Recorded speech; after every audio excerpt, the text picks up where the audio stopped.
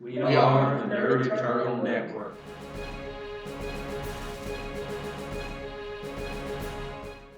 Hello, and welcome to Icons Earthbound here on the Nerd Eternal Network. I'll be your GM today, Jason, and with me as usual will be Curtis playing Landshark, Taylor playing Unison, Howdy, howdy. Mike playing Independence Ray, Hello. and Zach playing Recluse. How y'all doing? And this is part 3 of our 2-part conclusion. Anybody out there that's run games, you know what happened. The fight was too big. I had too much planned. But who remembers what happened last time? Wrapped up dealing with the... I know. Go ahead. Oh, no, go ahead. You probably remember better than I do. Wrapped up the fight outside, moved into the temple. Landshark and Muscle scuffled a little bit. Ray rescued his fiancé Marcus, who does not remember him at all. And Santa Luna's grandmother was just enjoying the absolute brawl going on around her. She was enjoying the spectacle. Oh, and the loved one's in danger. It was so romantic. It was reminding her of her telenovelas. Just with more superpowers. And Madame Pharah and assuming Lord Anordu is going to have shown up. Yeah, they had not shown up yet, though.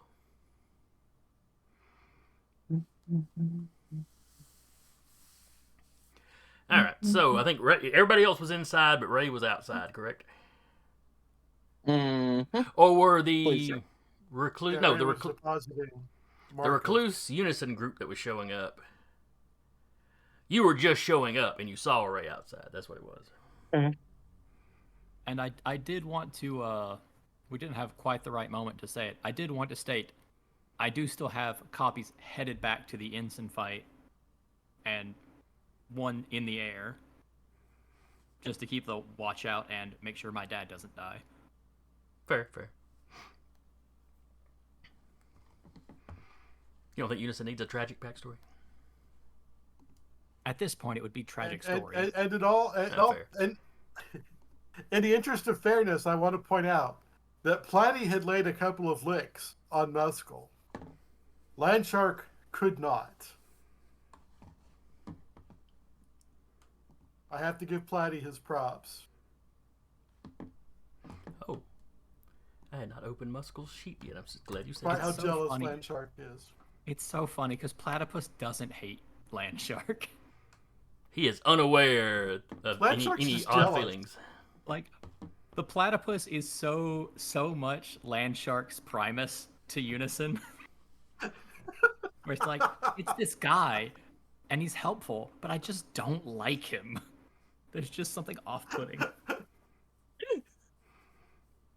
He's just better and more interesting than me. I don't like that. I've got an animal name, he gets an animal name. I tunnel, he tunnels. But he hasn't had a cool space adventure. That you know of. He is not. That's true. Man, if you tell a story where he has a cooler, more awesome space adventure than us, I will be mad. Challenge accepted. Platypus space adventure. All right, so Just- so we're all doing Not for this another space season. Future adventure. season. Some future season. Yeah, some future season where we're all following the platypus as other heroes on a much cooler, much more rad space adventure. That will be the But we sidekick never season. see the whole adventure. That'll be the sidekick season where y'all are just the sidekicks following the platypus around. You know, Oh my y'all get God. separated, do your own thing, and then y'all arrive as he's saving the day.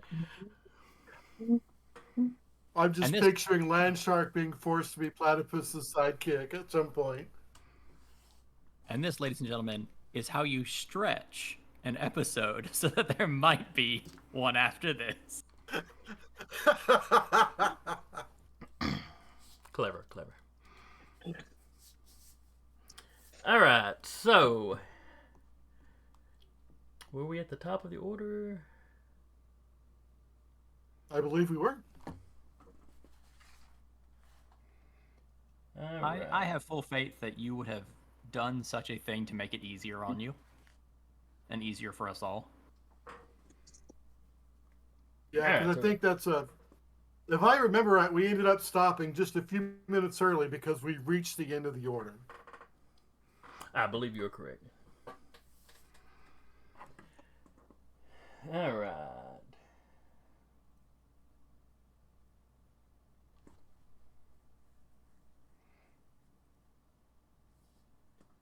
So I believe the top of the order is Unison.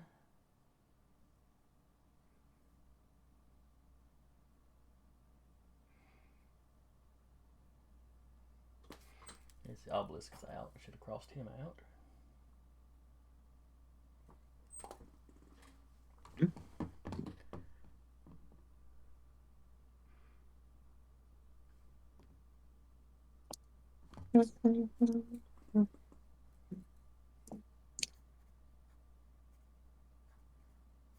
I should probably open up the Roll20. That would be very helpful in playing the game that is played on the Roll20. Yeah, if you needed a character sheet or anything like that, absolutely. All right, so Unison is up on a 12. Don't What you feel doing? bad. I tried to open it twice earlier.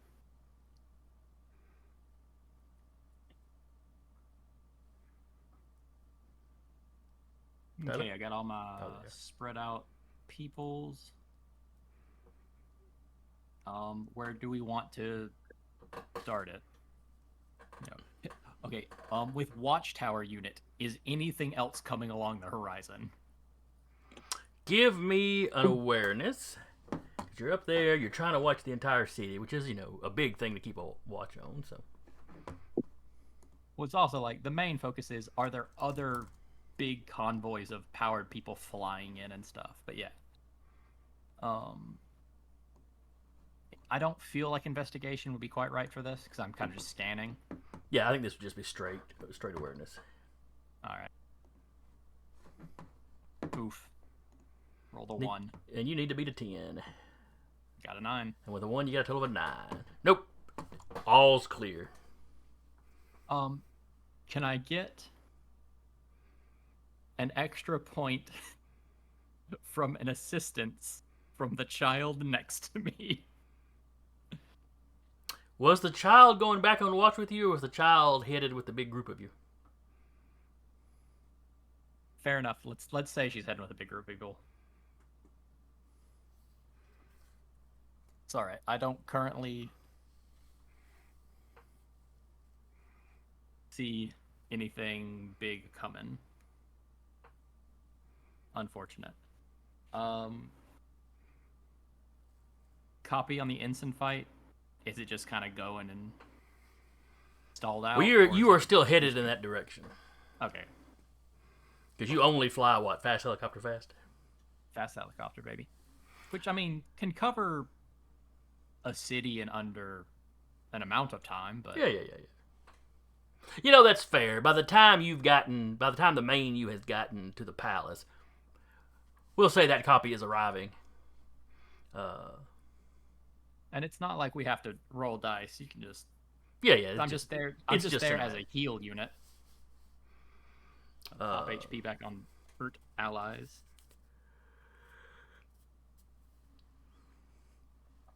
One instance seems to be out. Less knocked out and more just so nauseous they can't move. Or can't stand up. Wonderful. That was from someone you didn't recognize, but had some sort of vertigo-inducing power, apparently. The rest of them don't look like they've been taking any damage. It looks like the Multiple Dimensional Man and Hindsight group is mostly just keeping them occupied. Which, is keeping them away from any other major fighting. which was kind of their entire point. Get out, cause a distraction, cause them to divide up forces. Yep.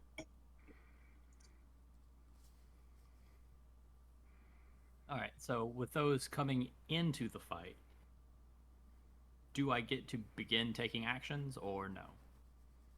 You are outside currently. You see Ray outside with Marcus.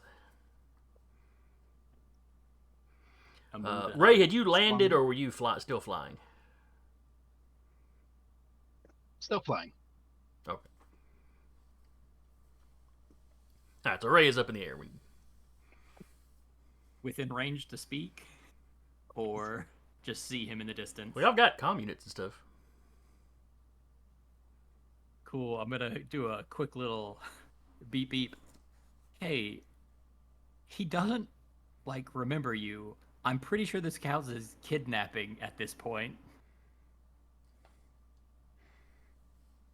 Oh. Also, we have a fight. Come on, man. I've only been out here one page, maybe two. No, only one page. But yeah, I'm just securing him. I'll just right now. I just want him in a away from the conflict zone. And then I plan on zipping back to the temple. All right, do your best. It's just crazy. One hot boy, and suddenly they one-shot our leader. The irony is, I would have bet good money that Landshark would be the one to ditch the team the moment he saw Santa Luna. But no, he sort of held off on, engaging Santa Luna because he had a chance for a himbo versus himbo fight with Muscle. Well, also, why would he engage Santa Luna? He already did that once on a rooftop.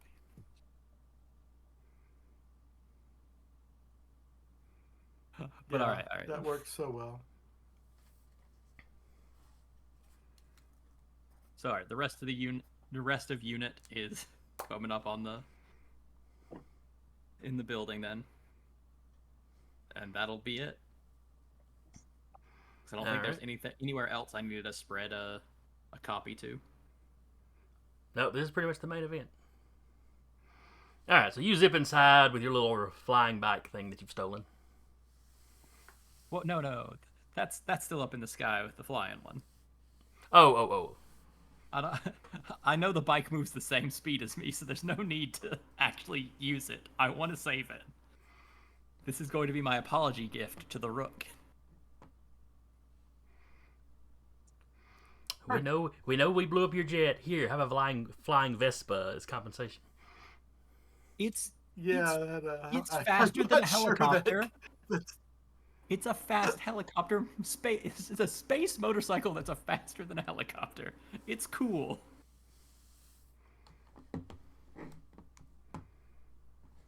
But it lacks the utility of the jet. Yeah, and I lack a jet. Now, to be fair, most of the Rook sidekicks have grown up and moved away. So she really doesn't need as big a vehicle anymore anyway. Ray can confirm that jets are pretty cool. She's ready to get rid of that mom jet. Now she just get the little space Vespa to get to school and back. Well, see, the space motorcycle helps you look like you're ready to mingle again. Fair. I don't know if she's still married.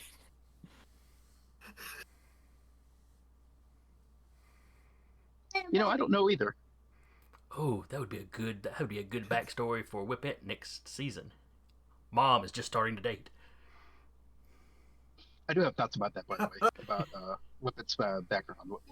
We should talk about later. Yep. All right, that's my turn then. All right, so inside we have Landshark.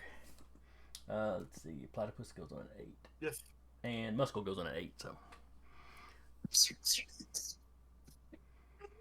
Okay. So before I go, I have a couple questions. What is this temple made of? Specifically, what are the walls and floor made of? Is it stone? It appears to be hewn stone.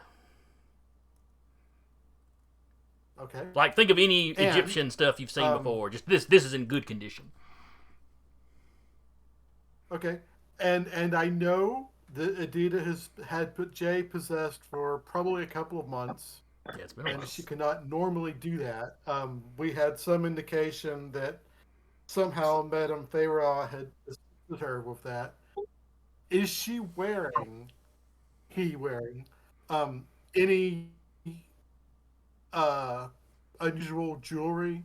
Now, Landshark would not be able to identify magic jewelry, but he would notice something very old or Egyptian as not having belonged to her, and would look magical. That sounds pretty reasonable. Give me an awareness roll. Need to be 9. Probably not going to do it, but let's try.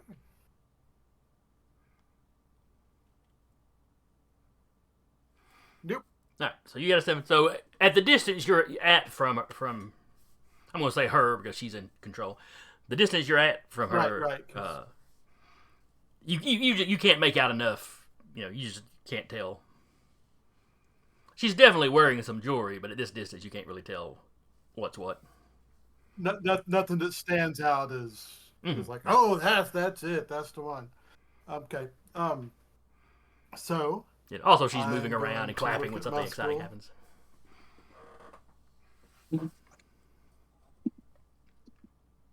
It's like, you're good, Muscle. I'm going to have to up my boxing game.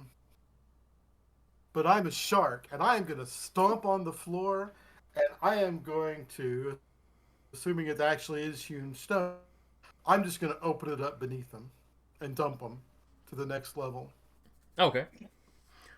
So not trying to trap him or anything, kind of power stone. Just open a hole, and when he drops through, shut the hole. Or are you just leaving the hole? Yeah. So I'm going to say that probably closing the hole would be the next page. That would be another move, probably. That's fair. All right, give me a roll with your. So I'm just going to open the hole and drop them. Okay, give me a roll with your Earth control power. And Muscle will roll a coordination to try to get out of the way.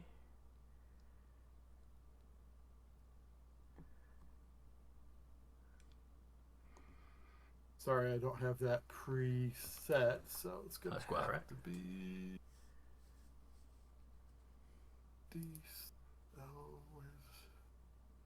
Why are we not doing the advanced one? Come on. Oh, advanced roller. There you are.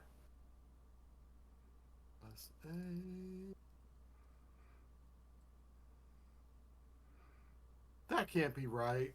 No, it looks like you rolled a d20. I'm sorry. Not a problem. I did. I did not mean to. I was going to be impressed with a 24. I'm like, 13's still damn. nothing without that.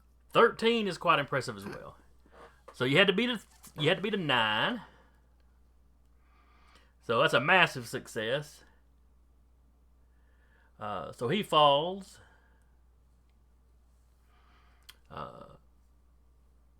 And with it being a massive success, I'm going to say you caught him by surprise enough that he lands on his back. So he doesn't even land on his feet.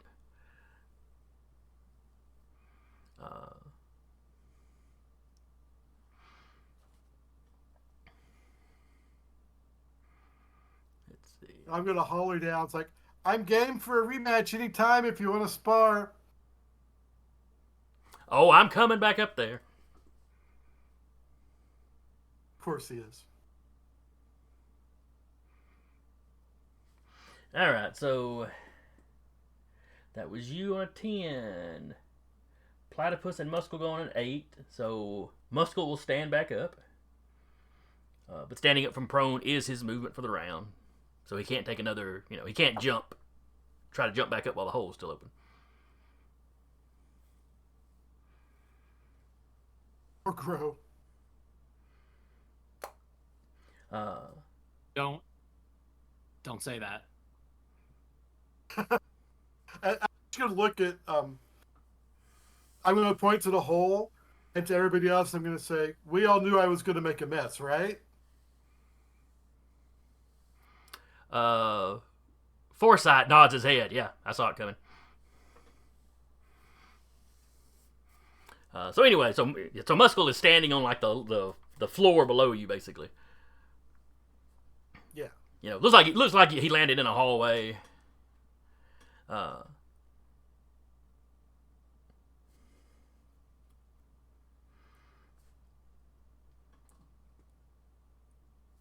You say that, then Platypus runs past you. Seal it up behind me. I'll keep him busy. And the Platypus jumps down the hole. There we go.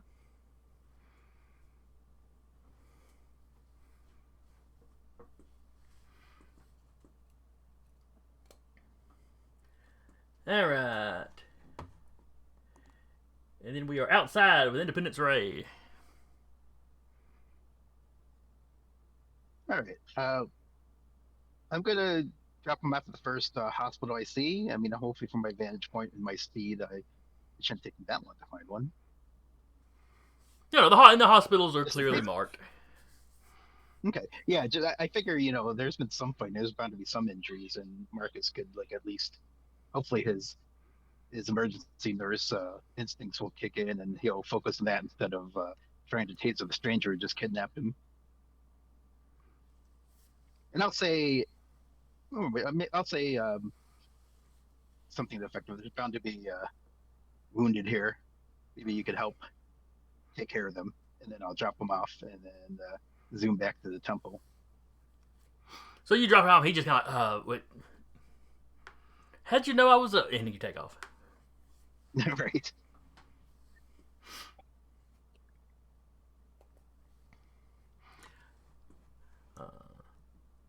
All right, so that's your action. You get up high enough that you can spot the hospital because, like I said, they're clearly marked.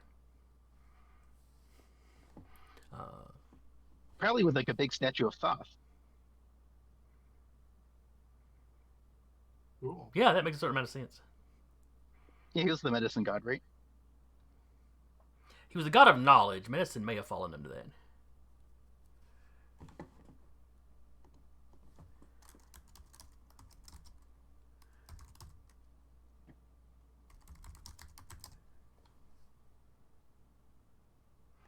Let's see. Well, they mentioned Imhotep, but I thought that was a pharaoh, not a.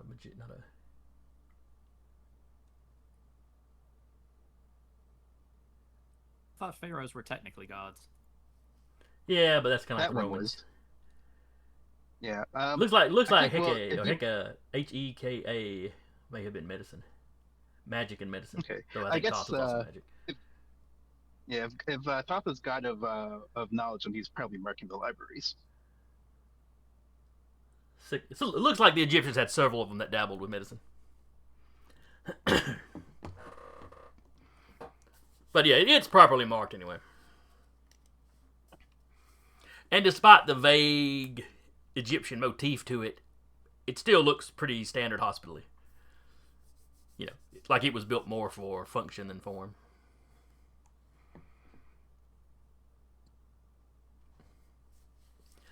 So you drop him back and you're jetting back.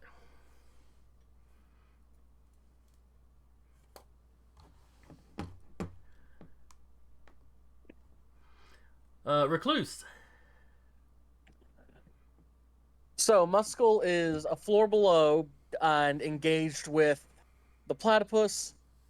Was Gothic still up? Yes. Now, in her Lightbringer, motif, but yeah, she was scrapping with Foresight, and you can tell at a glance, Foresight is completely on the defense. He's like literally just keeping her busy. I'm gonna jump in there. And just gonna be trying to slug her upside the head. Multi-attack to do extra damage. Okay.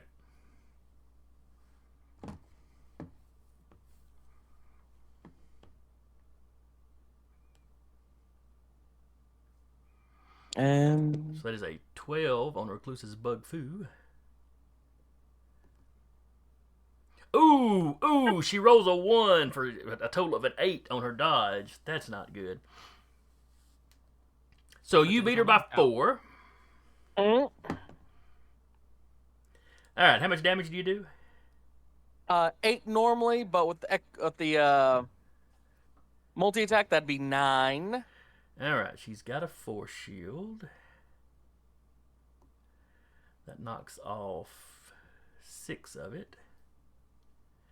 Alright, so she takes 3. Did she take damage last time? If she did, I don't think it was from any of us. I think I got a single mental blast in. Maybe? Because I've got her marked like she's halfway down. I think the only damage could have been mental blasts then. Because I know she was who I was shooting at because Muscle had reflected a mental attack back at a target. Yeah, he had dropped Geist.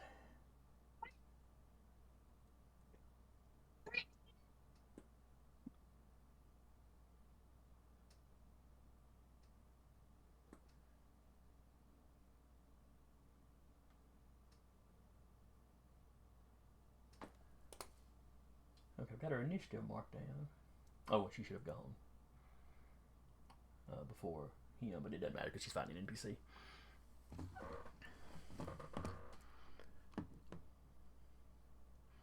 I wonder if that was hanging over from my last... No, because... I don't know, she must have taken a lick from somebody because I would have recorded the mental blast.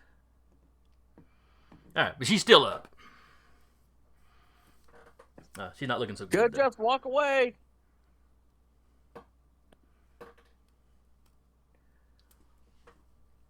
Walk away from the perfect setup. I've got the perfect life here. And it's not like it sucks for other people. Everybody's still fine.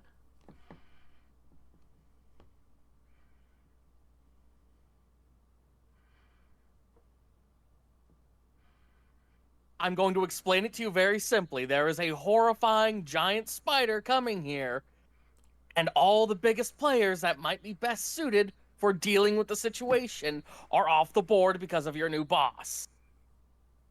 She's a super powerful magician. If you got a spider god coming, that's exactly who you want to have in charge. Grandma over there, she points over at Santa Luna, is also very stout. And she's not exactly on the payroll, but I figure she'd help out if something was trying to eat the planet.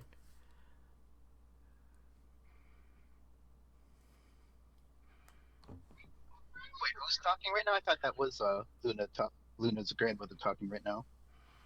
No, Or Lightbringer, or Gothic. Gothic is talking. Oh, okay. No. Remember, Gothic likes it better because, her boyfriend's much more attentive and a much better boyfriend. And she's working for the person in charge. She's in a position of power. It's just everything's kind of nice. That's a good point for her. She had to put her eyeliner down, but other than that, it's all pretty cool. All right, let's see. She spent her action fighting Foresight, so she doesn't get to take a lick back at you yet. And there is random chaos going on around you. The J303s and 304s are duking it out.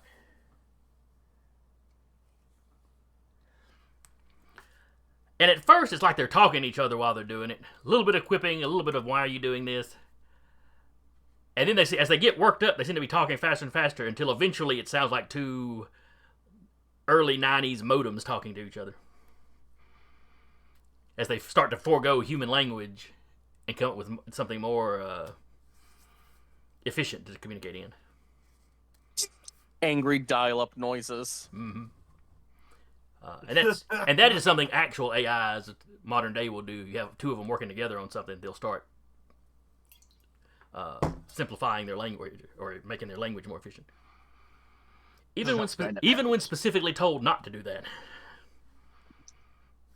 I had not heard that. That is very interesting. And I don't know if it's all of them or if it was specific ones for the whatever research There are project some that specifically like an automated system to book an appointment and an automated appointment robot both swapped to a different frequency to book an appointment. Because they both realized they were AIs and it would just be more efficient to use this other thing to input the information. He's like, they realize, oh wait, neither one of us needs to pretend to be a person.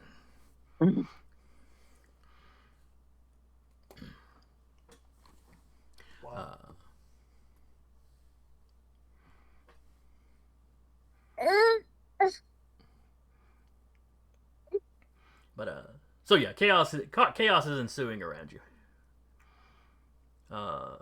Dr. Brain and somebody else was fighting Dr. Payne. And he was getting the rougher end of it. Omniglot. That's it.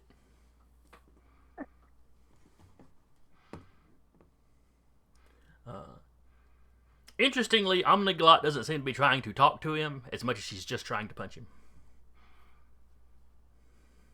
Oh yeah, it was Omniglot and Starbound because he was sort of getting twirled around in the air. I think you said. Oh yeah, I forgot Starbound was. So yeah, so like I said, chaos going on around you. We are back to the top of the order with Unison. Alrighty. Throw a heal on a wounded ally in the instant fight. Another check in the sky. Alright, give me awareness. 11. Where is my blank character sheet?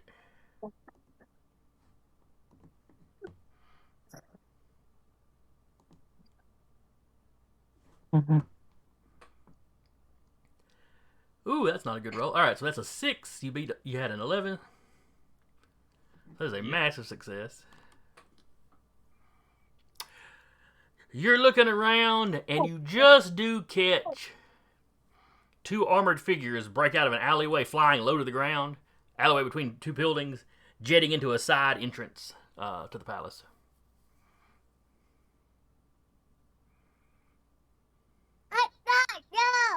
Is it Technicky and Steel? It is. I'll go ahead and talk to them on our communication device. Really, you two? Really? There's no response.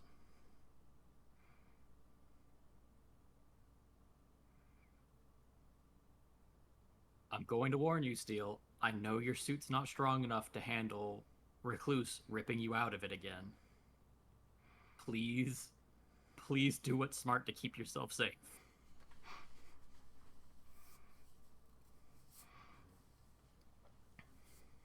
Again, there's no response. I gave you the warning. I feel guilt-free with whatever happens. I close it. Alright, and what is the use going inside the temple doing? Alright, it is time to telekinetically blast a guy that's annoying. Woo! So, of associate's degree pain, I'll shoot a couple of T-blasts at. Alright, Dr. Payne. First one's on to 10. Alright.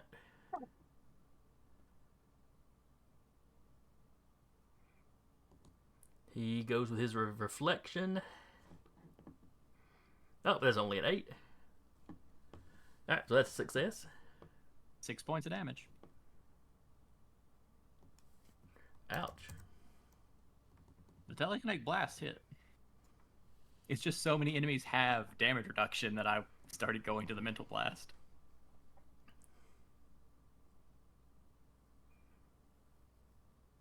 All right, second shot. It's on a 10. Again, he tries to reflect it back at you. And you knock him out. Bam, bam.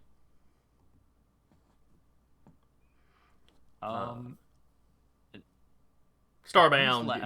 he basically yells at you. I had that taken care of, but thank you.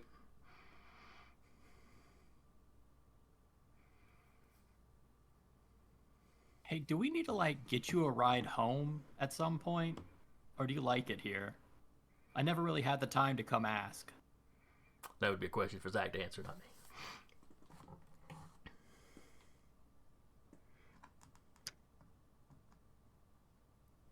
Let's pencil that in as a TBD. We're dealing with things right now. Fair enough. What other things are there to deal with in this room? Lightbringer is still Lightbringer's up. still up? There's a bunch of robots. You see Santa Luna.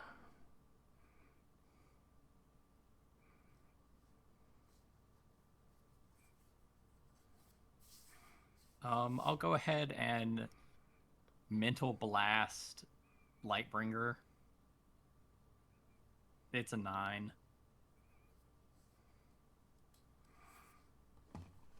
Okay.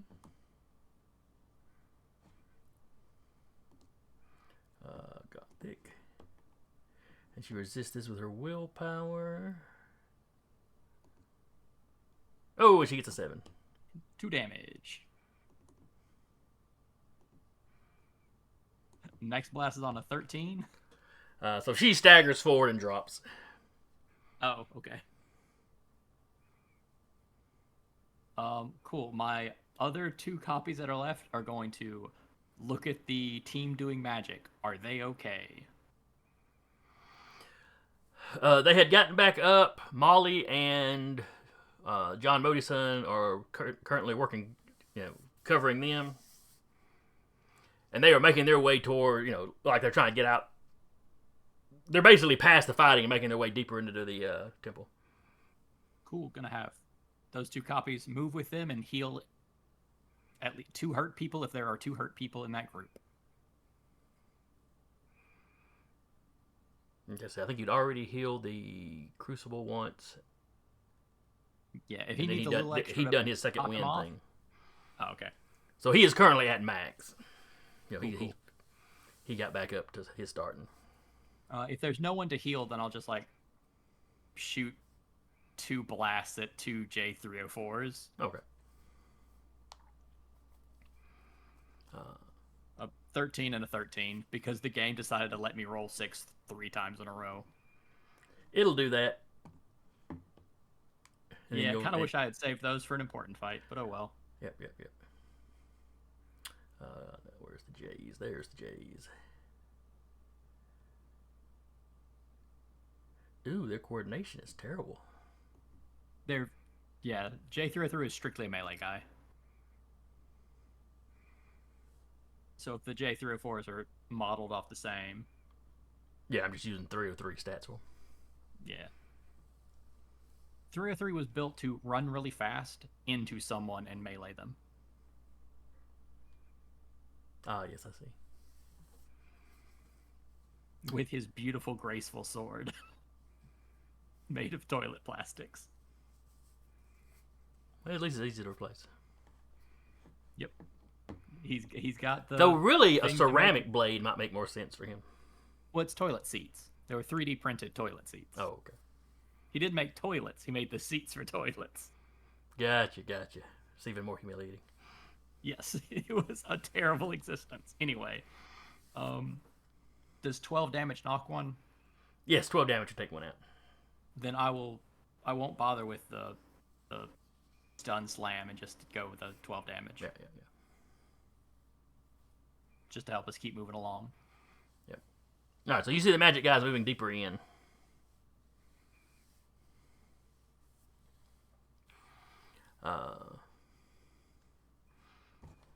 Was that all the use? That was 2 outside and 6 inside, so yes.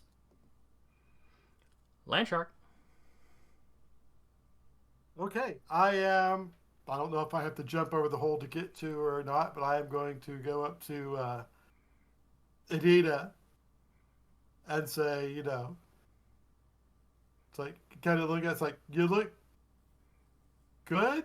Were you going to close the You've hole? been in charge for a while. It's time to.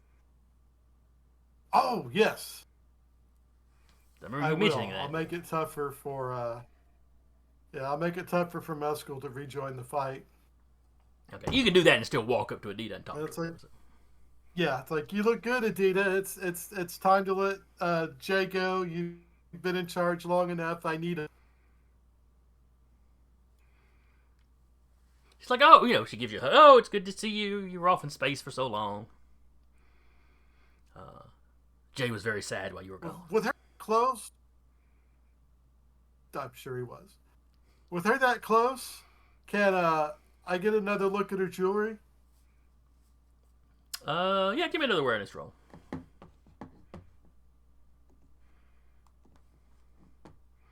Need to beat an 8. Goofy.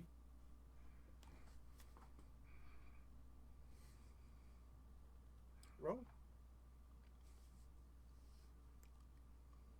Did not. So again, she's wearing some bracelets, she's wearing some necklaces, but nothing is standing out to you as particularly Egyptian. Nothing's going to stand out to me. But she tells you, yes, I've gotten to run around the city and do so many things. It was part, she made a deal with the Pharaoh, to protect Jay. She's bound by her word to take no actions against the Pharaoh.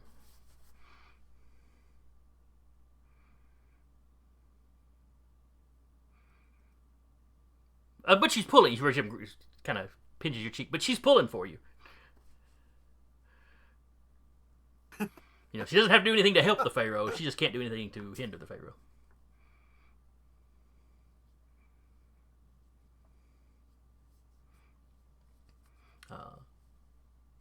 And she doesn't just, let Jay be in charge. And she put a spell on me to keep me in charge. He's not going to be happy when he gets back. Oh. It'll be everything I can do to talk him out of severing your connection and evaporating your soul into nothingness. Oh, he'll understand why I did what I did.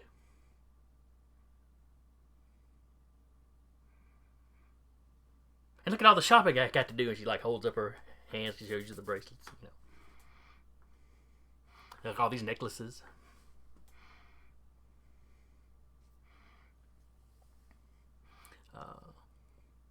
Give me one more awareness roll. Very fancy.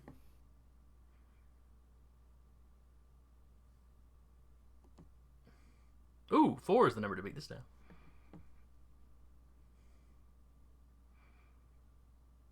The lies are getting thinner. Did it roll? Yes, you got a 9. I didn't just beat it. I think that's a massive success. It is. She's shaking the necklaces, and it's like several gold chains, and there's one of them. There's a crucifix on there. There's some kind of Mesoamerican looking stuff. But you do notice one little kind of amulet in there that's got a one of those typical kind of Egyptian eyes.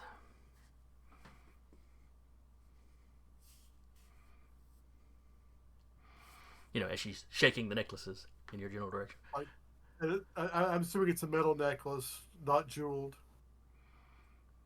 Yeah, it's just on a little thin gold chain.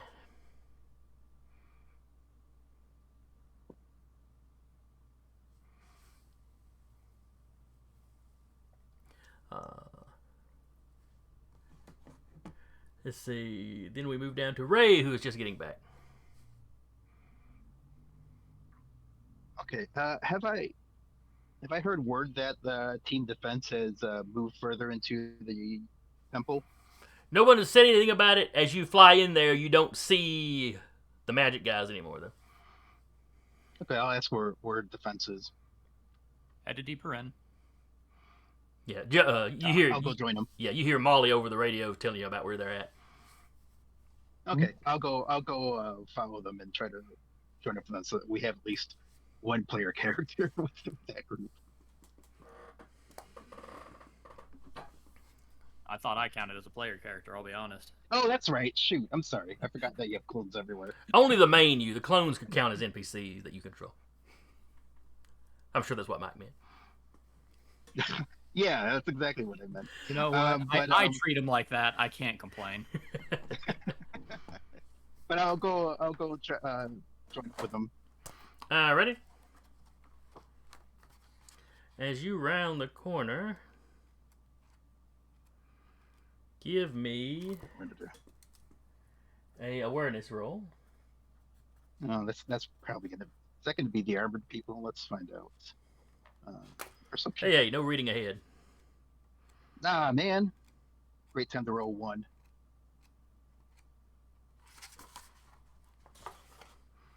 Alright, and how stealthy are these people? Ooh, so Don't you got have a to be total of very a stealthy 5. at That's this not point. great. Yeah, that's not great. Yep. Nope. Ooh! Alright, so you rolled a 1 and got a total of 5. I rolled a 1 for them and got a total of a 4. Oh wow. Okay.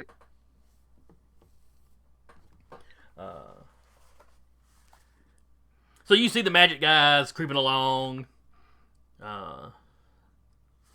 Molly's with them. John is he's a few steps ahead. But as stepping along, you see out of 2 side hallways, you see 2 armored figures step out. They're getting ready to blast into the magic group. However, you spotted them, and it is currently your go. Yes, I will announce them to team defense. They're 2 bogeys, at whatever clock they're at. Mm-hmm. All right. And I've got their initiatives now. yeah, no, I'm guessing they're not. Hopefully, they don't have like a map of the facility. But I'm going to try to blind. I'm out of determination. I'll try to blind Steel. Okay. I'll try to dazzle him.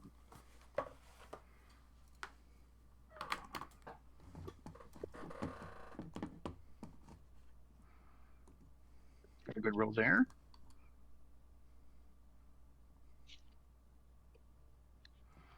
All right. And dazzle is coordination versus coordination. Coordination defense. Yes.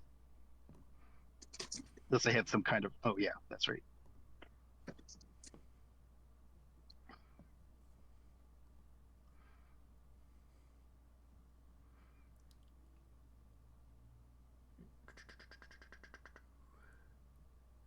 Coordination. Ooh, that's a massive success. So that is a massive success on the dazzle.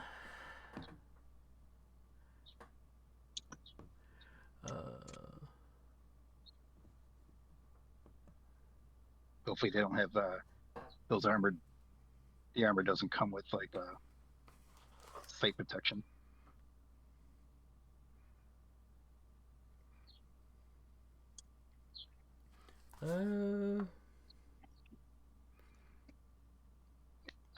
It does, but it's not enough. It's not enough to stop it from being still being a massive success, though. Oh, right on. So yeah, he kind of goes ah. So he's at a -2 to anything that requires his sight.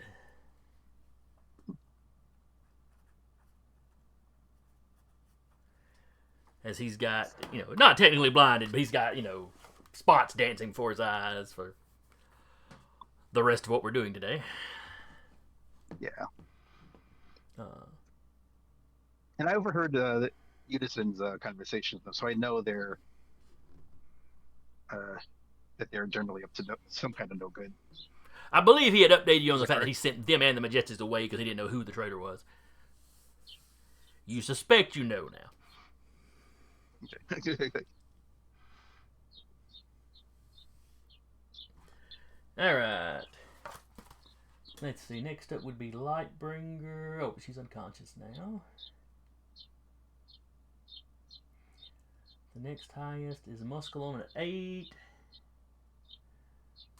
But he's out of sight, so I don't have to roll for him with a platypus. Still going to 7. So it is Recluse on an 8. All right, I am going to follow after the magic group. Because that's basically the fight in the entryway, right? Well, y'all are basically the fight in the entryway. I mean, no, the fight in the entryway is over. Right? Because that Lightbringer is down? There's Like a robot. plenty of NPC stuff going Oh. on. To be fair, the guy out with MDM, Unison would see and probably report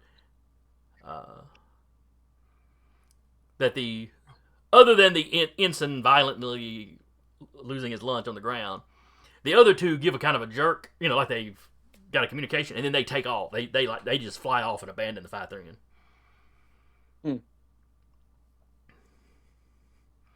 But it would take them a little while to get here if this is where they're coming.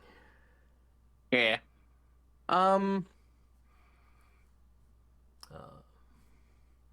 But basically, yeah, your allies can probably handle holding this while you go protect the the reason you're here. We lose the magic group, we lose the whole fight, so down the hallway I go. Just before you round the corner, there's a bright flash of light, and as you round the corner, you see where you see where Ray is in that pose where he's clearly just fired a blast. You see Steel sitting there going ah, one gauntleted hand up in front of his helmet. Recluse looks like Christmas just came early, and he asks Ray, "We're positive it's okay to beat the hell out of them, right?" Unison? Yeah, I've spotted technically. Heal him out of the thing a second time. I'd love to see it. Oh, fight. And I am just going to fly into Steel and just start wailing on him with everything I got. Oh, why is it you again? Deep-seated personal grudges. He knows it's him again. How many of these people weren't affected? No, remember. The first time y'all ran into him while he was under the Pharaoh's control, this is what you Recluse did to him. Oh, okay. No, he doesn't remember anything before that. Well, I forgot how many times we've let Recluse beat up Steel. So you're jumping at him. Steel's going, wait, Recluse, wait. It's all a misunderstanding. Nope. And slamming him in his face. And multi-attack for extra damage. Roll to hit. All right. That's a 12. I'm getting all the ones now. Loving that number. All right, so that's a 5. So how much damage are you doing? 9 points of damage. Okay.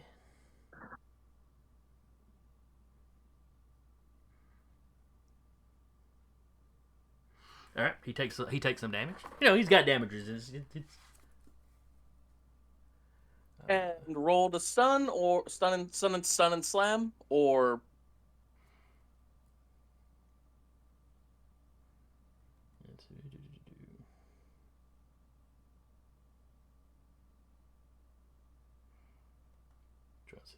okay.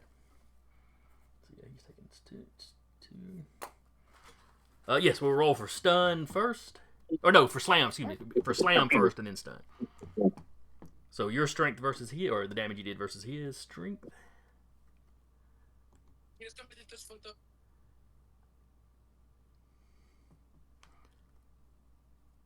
All right, so that's a mass. So he goes flying back down the little side hallway he had snuck out of. And another roll to see if he is stunned. How many ones am I going to roll? Goodness. Mm. All right, so you beat him by 2 there. And 2, I think, means he's stunned for, is that a round? Let's see, slam resistance, stunning. Moderate success. Yeah, so he's stunned for 1 round as you knocked him back down the hallway. Just gonna stare at Technicky. You could just leave. That looks so good, baby girl. Weird energy to throw at Technicky, but all right. She drew a little picture on her tablet. Nice. Probably hard to put those up in the refrigerator, though, on the tablets. A little bit. I mean, I guess if you got a strong enough magnet, but then I don't know what that would do to the picture. Well, also, you have a screen on the fridge now. You just throw it up there. Not on my It's a fridge. screensaver now. That almost makes me want to get a fridge with a screen. That way they can show you advertisements of the food you're talking about when you're walking around the kitchen. Mm-hmm.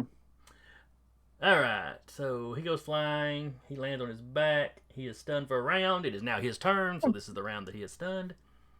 As he just sort of lays there.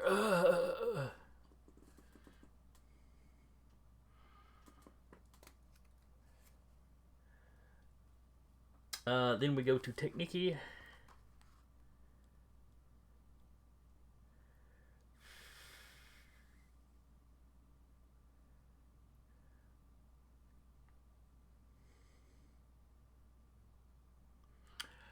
She sounds you can't see her face because, of course, helmet. But she speaks, and she sounds confused as she asks you this question, Recluse. Why do y'all keep trying to let us go and not hurt it? You're the bad guys. You're literally like trying to overthrow the government. Why do you keep trying to let everybody go?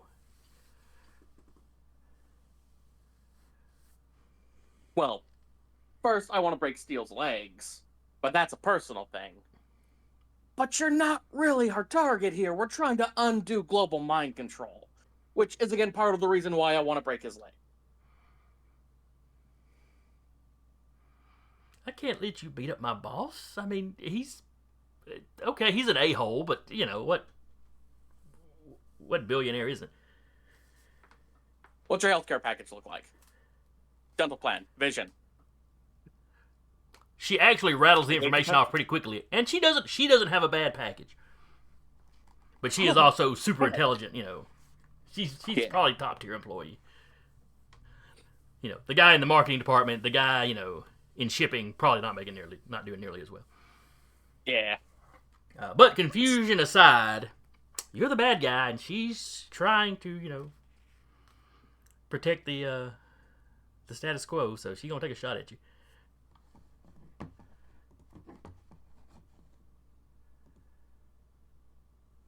I mean, she can't let you just beat up her boss, even if she's wanted to do it a time or two. All right, coordination is 3, but she is good with her suit.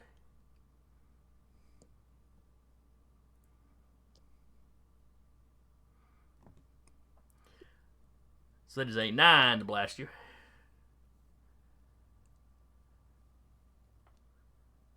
That's 12 to dodge? You get out of the way quite easily.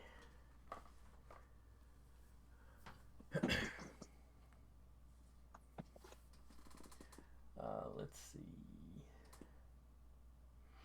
Back to the top of the order.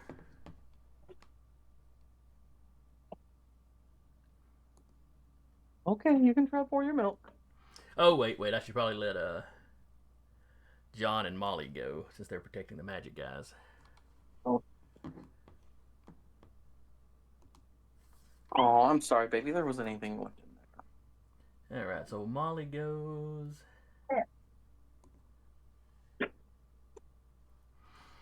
Ice forms up around Technicky, getting her in a partial hold.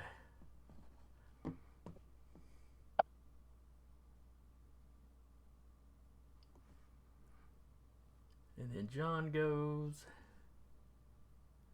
Yeah, there's all them ones again. He banks his hammer off of her forehead.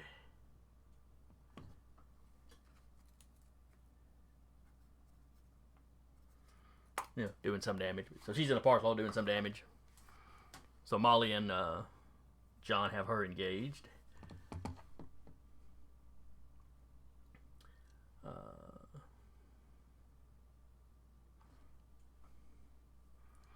Unison, you're up.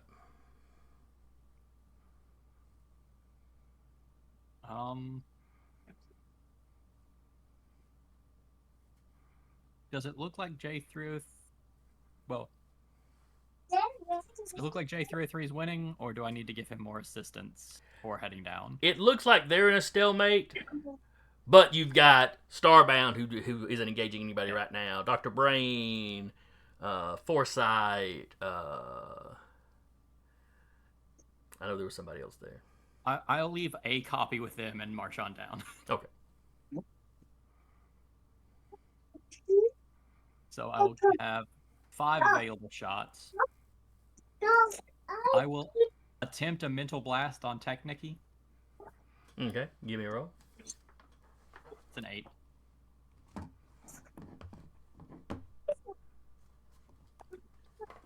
All right, she manages to fight that off. She's strong-willed.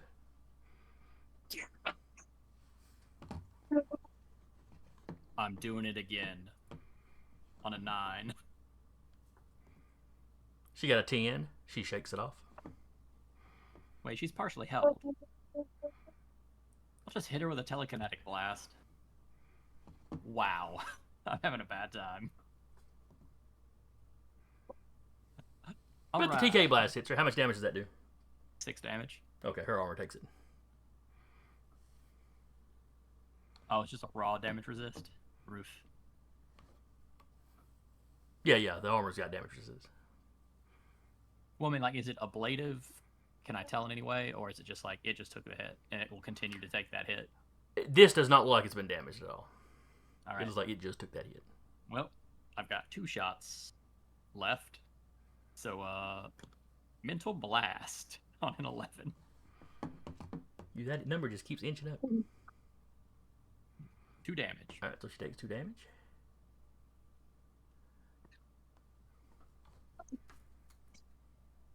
Miss Nikki, I would like to state that we will be knocking you unconscious. Other than that, I have no intention of harming you. Why do you all keep talking like that? You're the bad guys.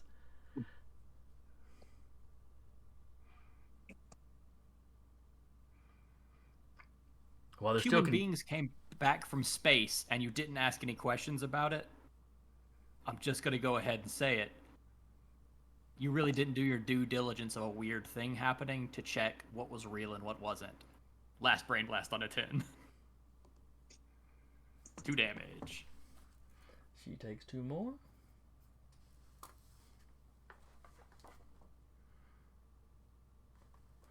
She's a little woozy, but she's still with you.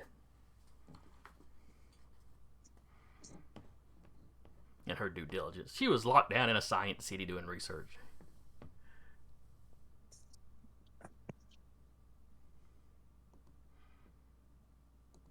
Yeah, and then shit got weird, and you didn't do your due diligence. That's fair. All right, Landshark. Okay. I am, and I'm not trying to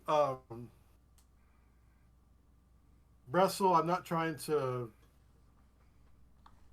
grab and limit Anita's movement. I'm just want to pull her in for like a hug. I don't know if I need to roll for that. And I was, it's like, it's been good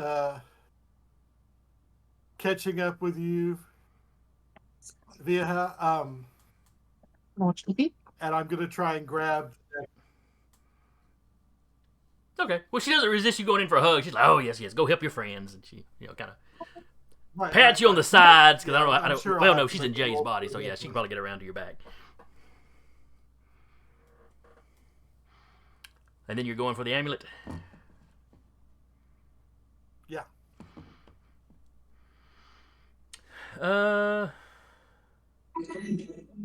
Jesus. Let's see, what would that be?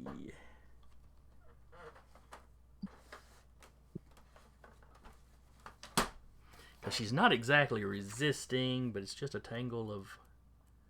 I'm just going to roll a random difficulty for you to beat. So she's not really trying to resist or anything. So beat a 7. And this would be I guess prowess, because it's more hand-to-hand than ranged, I guess. Right. So yeah, your fingers close around that amulet. You know, the little latch on the chain breaks without too much effort, so you pluck it right off. And you're holding it in your hand. And she literally looks at you, glances from one side to the other. Oh no, Bruce, don't break that.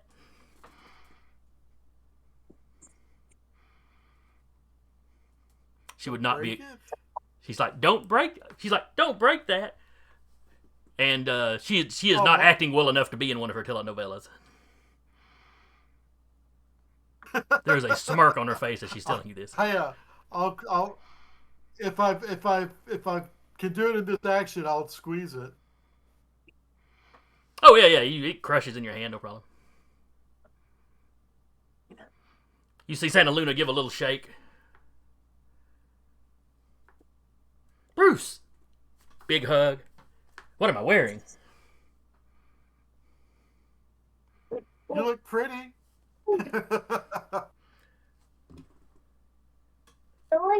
I'll give him a kiss. I feel like I've been gone a while. Yeah, you missed a lot. What did she do? And there's some angry Spanish mumbled under his breath. I'm trying to remember. Well, is Jay aware? It's a 2-month rehab. He's not usually aware, but it's been long enough that maybe he was.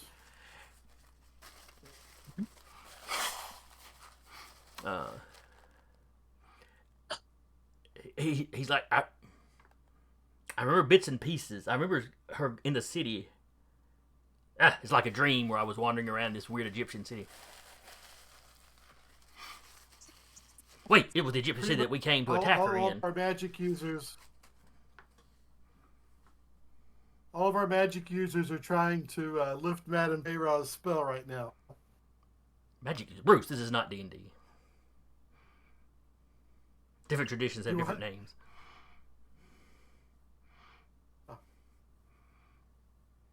Which way? Oh. I'll point him to... Alright, he heads off in that direction. You know, talking to you over his shoulder like he assumes you're going to follow him, but it's up to you if you do it now. So he's asking you what magic users have you brought with you? That sounds like we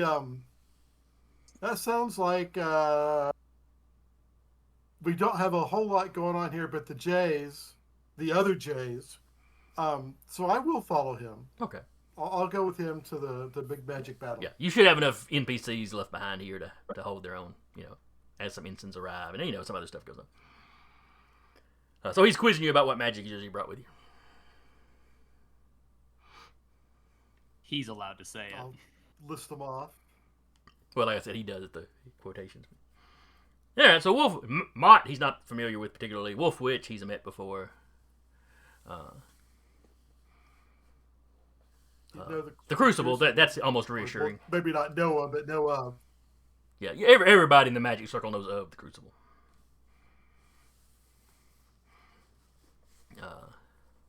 They had hoped he would make an appearance, you know, in their initial attack, but presumably he was already sealed up. You know, Jay doesn't know that, but Bruce would. And I will assure him that he's our only Brujo. Well, that's your mistake. You should have gotten some more.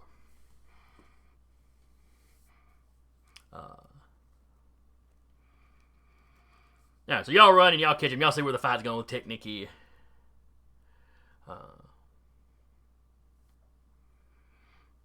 Jay's got on his CC. There's definitely some powerful magics going on up ahead.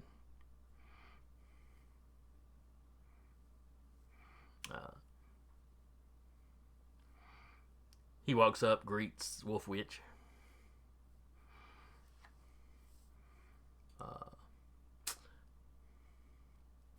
Wolf Witch compliments him on his outfit.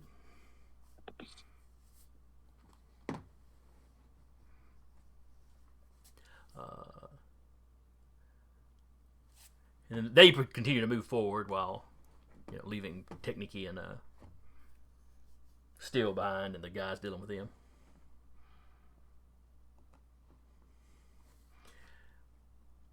All right, Independence Ray. Speaking of the guys dealing with this batch. Let's see, I'm a little concerned about what Steel is still capable of, even with his sight dazzled.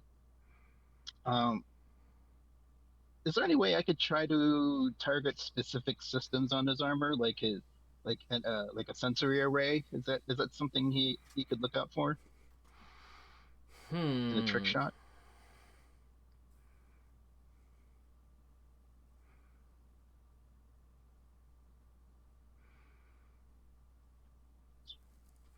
Give me a reason. Well, let's see. First, give me an awareness roll. Okay. Want some crackers?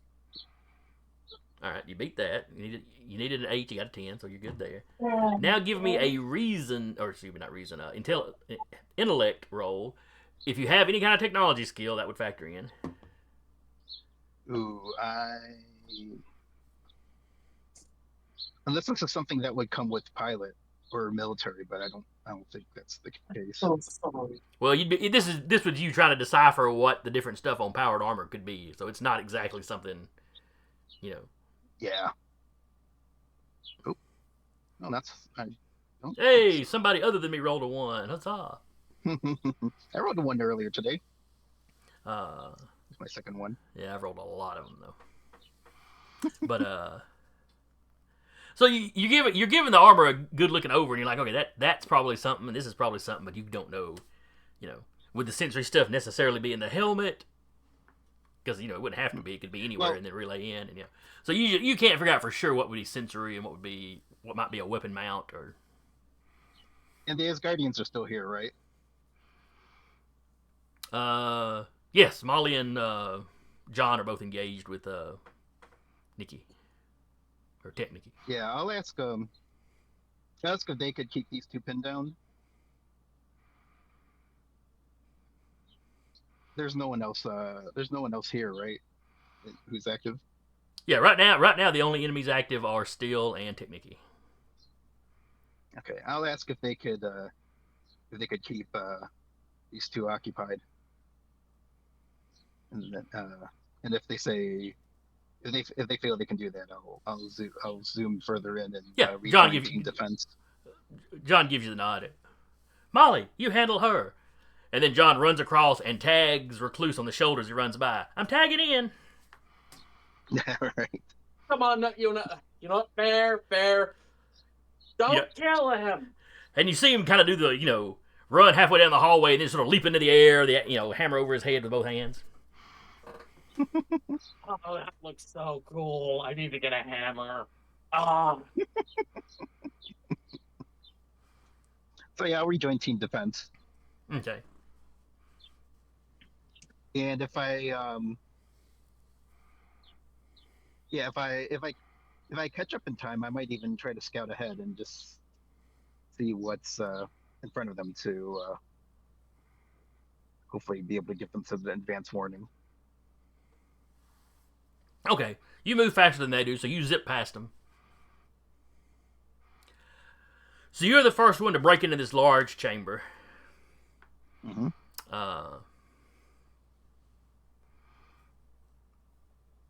It is...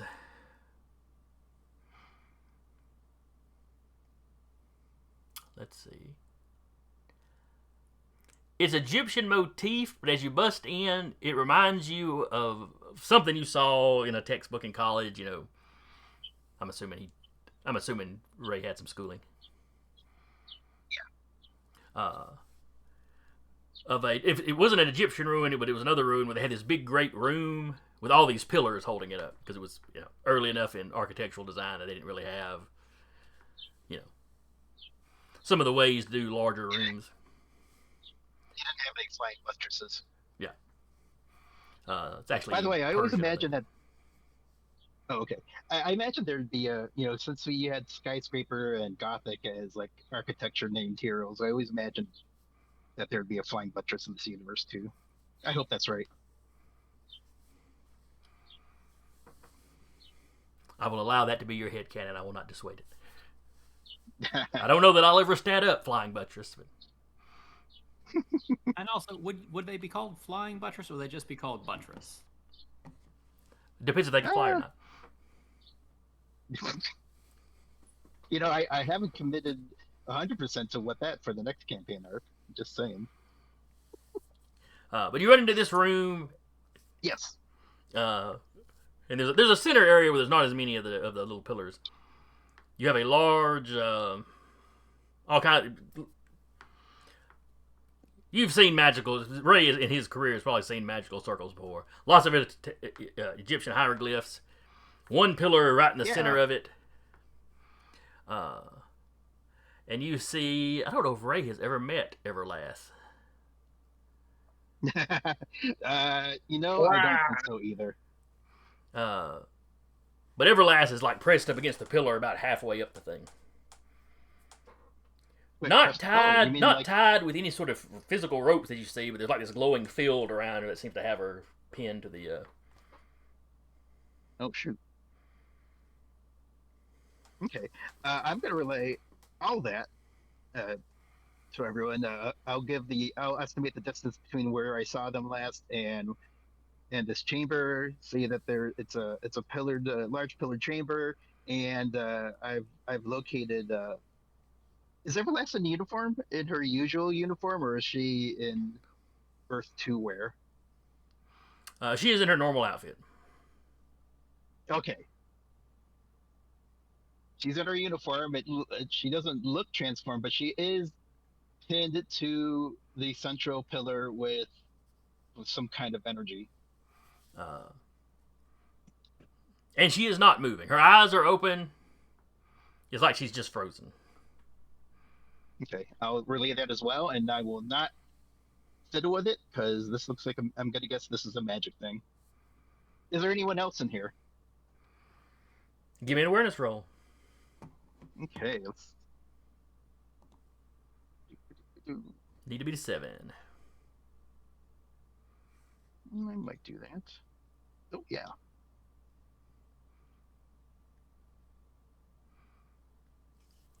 You do see 2 figures. You notice them before they actually step out of the shadow. Okay. One is a woman. You have seen her on the TV and stuff before. It is Lady Pharah.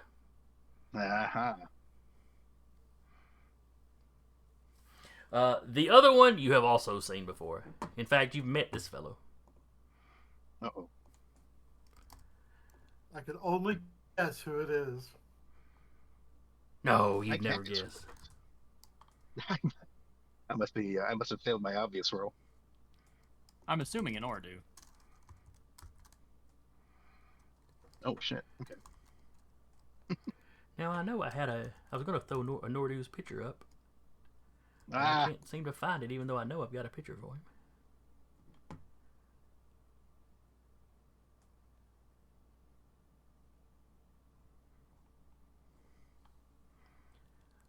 Oh well, y'all met an Anordu before. It's an Anordu. Yeah. And as he steps out of the shadow, his eyes light up and he fires at you. Uh-huh. Here we go. Yep. Let's see. But he's not catching you by This is surprise. gonna So be easy.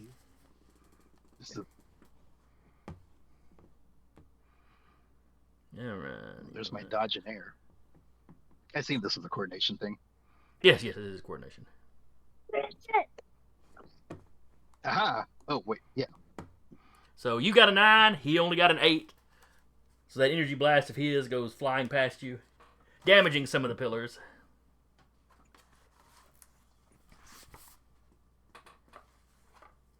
how many pillars I would have to blast to bring this place down. Very interesting question. But yes, Anordu steps forward. I should probably go ahead and roll his. Oh, I can get the house down.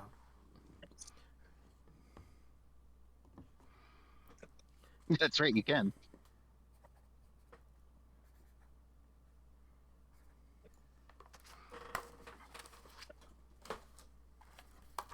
Here's your slime.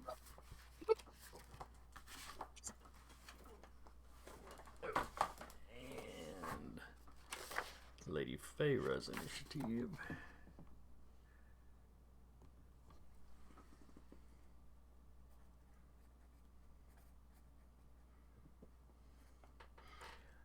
So yeah, he takes a blast at you. You dodge out of the way. He steps into the light.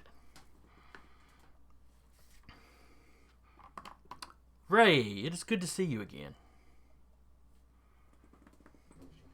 You've been keeping... Let's see. I hope you've been keeping the entity healthy.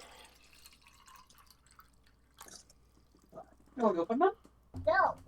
Ray's pretty exasperated, and he basically just like declares, why are you so following me? I'm not the without the Theorids in this universe. Why do you keep following me? The other S.P.E.A.Rs are protected by treaty. Yours is imprisoned in you. Clearly, it needs help. I am only here to help it. Oh, there's that. And when I was, when the ruler of this world requested my aid, a request I was quite surprised to receive. I did not realize that she still lived. It's been a very long time since we had spoken. Yeah, as it turns out, that ruler doesn't... if I have time to squeeze this into my panel, that ruler has no authority here. It's usurped by magic and not by the will of the people of this planet.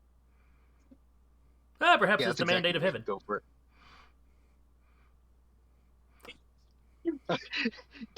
Does Ray dare drop a line about the mandate of democracy? I think he does. I think he does. It is Independence Ray. Yeah, this is true. That's right. I'm a proud gay American. Anordu just shrugs. The only right to power I respect is the ability to hold power. That's all the right you need. Well, she succeeded in taking this world, so it's hers. For as long as she can hold it. Well, at least he's ideologically consistent. And then Lady Pharah kind of steps forward. Oh, so this is the one you've been hunting. This must have been a 2-page panel. It is. It's everybody's monologuing for a page or two. That's right. While the rest of your buddies are running down the hallway trying to catch up. At least we don't have to squeeze Claremont dialogue into it. Bird liked to do that a lot too, if I recall. And some of their stuff was some of the best stuff, so yeah. Mm-hmm. It was. She's like, yes, I can see the Great Spirit in it. Fascinating.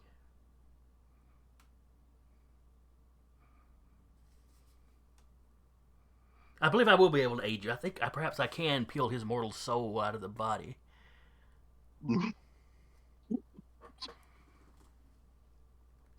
I think I can separate it from the S.P.E.A.R without damaging it.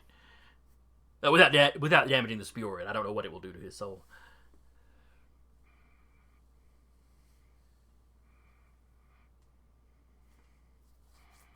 I wonder what I can do with that empty body. If it still has... It won't have its power without the S.P.E.A.R, so I guess there's no point in reanimating it. Nah. And she's talking about you. She's talking like you're not even in the room. You're just the thing pinned down on her dissection table that she's studying. Oh, technically that's Everlast, but all right. Yeah. Oh, actually, I don't know if says those specific. Does she actually say make a reference to pin down on an experimental? No, I no, know that's Anordu's just how using she's that. talking about you. Mhm. I'm gonna if I still have room to maneuver in my panel, I'm going to yeah, I'm gonna ask how what role Everlast plays in all this. I'm gonna try see if I can provoke a monologue. Uh, she doesn't get to monologue very often, so that's not too hard to do. She's like, oh, so you saw my decoration? Yes. Well, she's tied to the Egyptian gods. Uh, the Netcher? I forget what there's a name for the pantheon, but Netcher, Yeah. Neru, something. Oh. Even though if you go back and look at the actual history, they weren't really most groups of them were together, but a lot of them it was just independent religions that happened to be in Egypt. They weren't necessarily organized pantheon like Greeks, at least not until later on in Egyptian history. Yeah. I think But I Greek digress. Greek mythology was kind of yeah. Anyway, yeah, we're digressing. Yep. But so yeah, she powered by the by the Egyptian gods, a pantheon that has done me no favors over the centuries.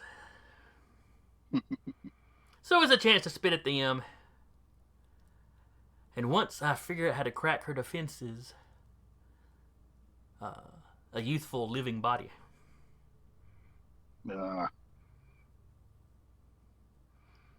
I've been able to preserve this body's, and she actually strokes the sides of her own cheeks. I've been able to preserve this body's appearance, but it is not truly living.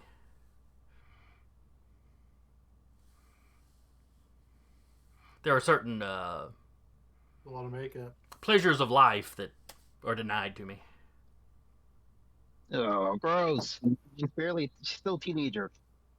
Not that I know that means nothing to her. Um, She's like, what are you talking about? She's clearly 16 or 17, clearly completely grown by the standards of ancient Egypt. Yeah, exactly. She should have 2 or 3 kids by now. What are you talking about? Practically middle-aged. Mm-hmm. But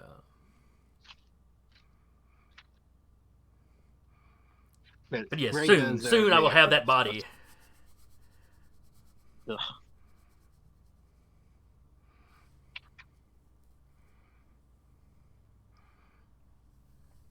And then me and Muscle will take a little vacation.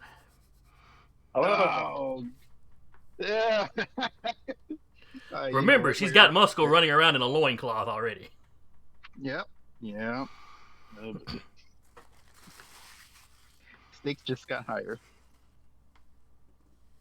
It was pretty high, but now it's higher.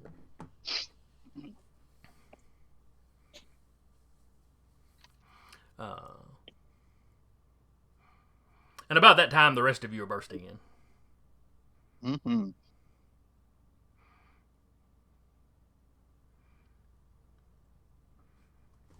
Alright, that was Ray on a 10.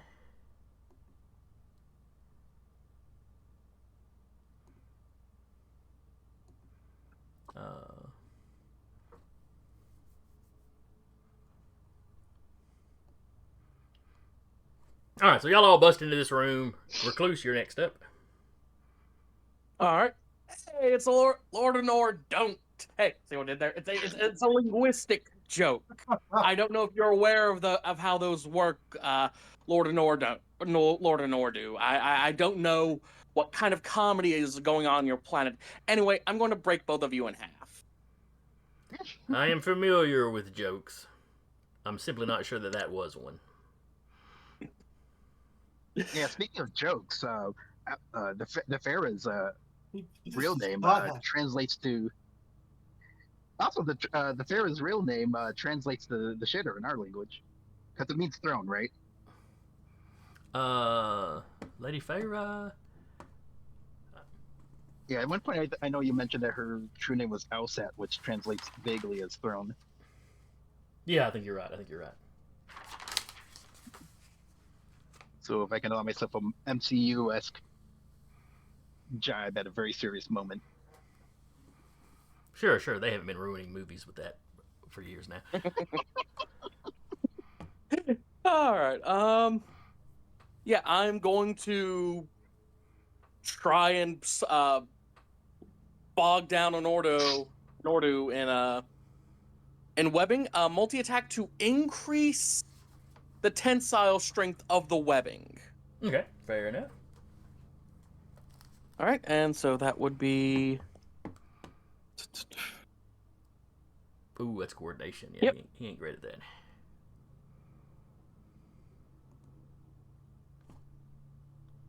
Oh, that feels good. All right, so that is a major success on a binding. So that is a full hold at full material strength. Though in this case, it's got a +1 on it.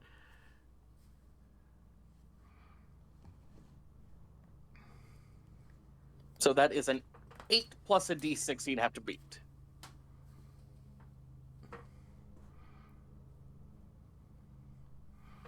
All right. Then we are back at the top of the order. Unison. So it'll be one there. Yeah, five walking down. Looking at what's going on. Did I hear this conversation? The monologuing? It's all bad. It's Yeah, all bad, Mike. the door were open. They weren't being that loud. Sure. All right. I'll go ahead and mental blast Anordu twice on a 10 and a 10. All right. He got a 10 and he got a 9. 1 damage because it's halved at Yeah, the equals, and then 2 damage. All right. Oh, yeah, what is his stamina?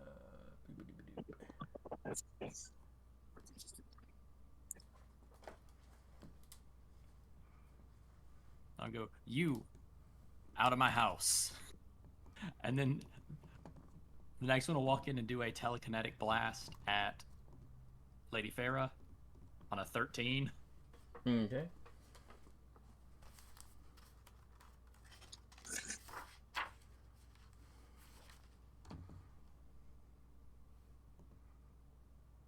Ooh, that was a sorry roll. All right, then it is on then a 10 for the slam. All right, how much damage did you do? 6 damage.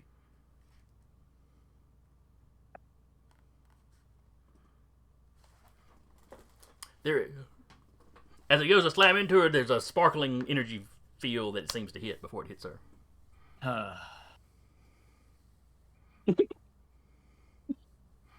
Did it look like it's degrading at all? You can't tell. It's a magical energy screen.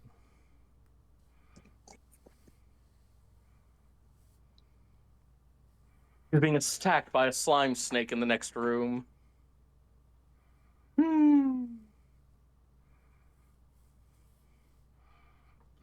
Sounds like you need pest control in your house, then. At the very least, some Goobagon every now and then.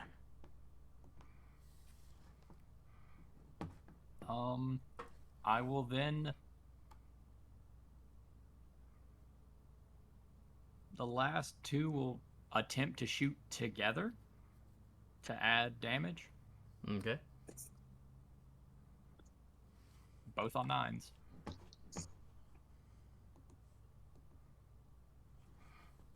Nope. All right. Yep. You've drawn her attention. That's about the best you've got.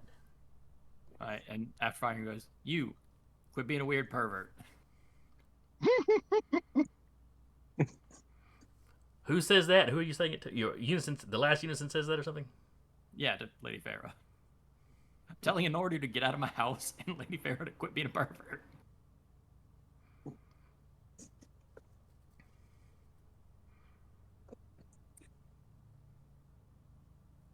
There's nothing wrong with a woman wanting a pretty man.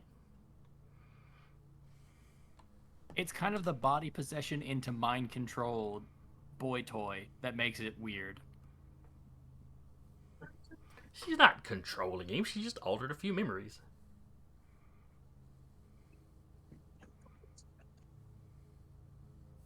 She seems know. quite put off by your accusation. I don't know how you people live in so many levels of hoops you've jumped through mentally.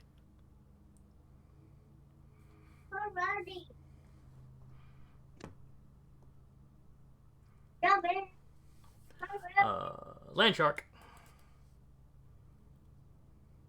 Okay, because Bruce never shuts up, the whole time they're running to the magic fight, Bruce is going to be filling Jay in. He'll be like, yeah, you missed it. I got hit on by an ancient space witch, and then I got engaged to a perfect stranger. I thought he was you, but he could be anyone. And Jay actually kind of stops mid, run. It's like, what? into the room.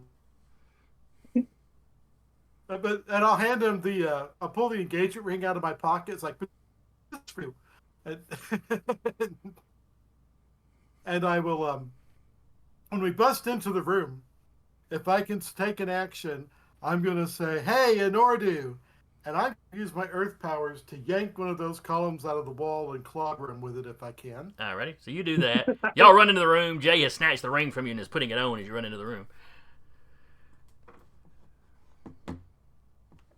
You see where Anordu's kind of webbed up. He looks over when you start talking to him.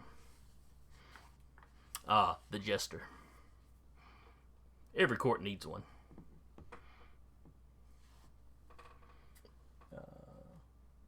So you can go ahead and If you're still mad about our last fight, I didn't really steal your nose. It was just a dad joke.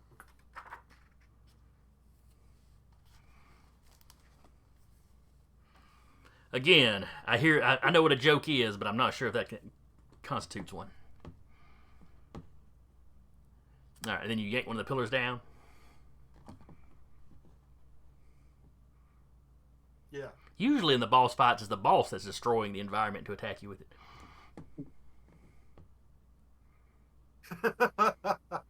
I see you haven't played enough Monster Hunter. No, I've played no Monster Hunter. You pull all kinds of nonsense onto monsters. All right, so that would be a...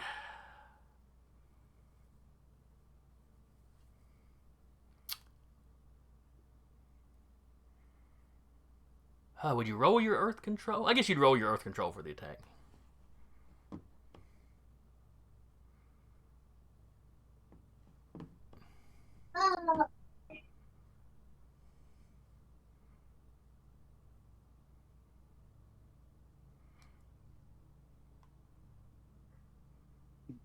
All right, so you got a 14.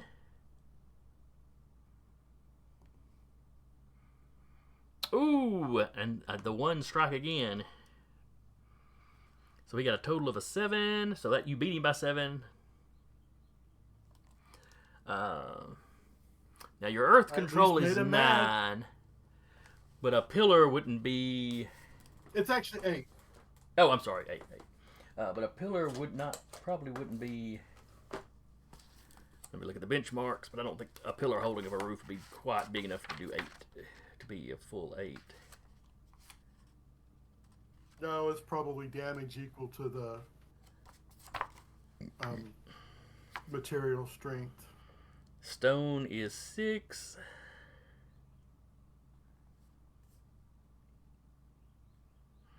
I'll go ahead and give it 7 just for the the size of it.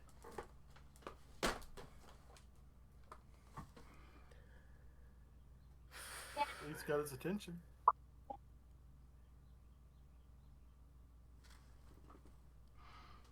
All right, so it crumbles around him.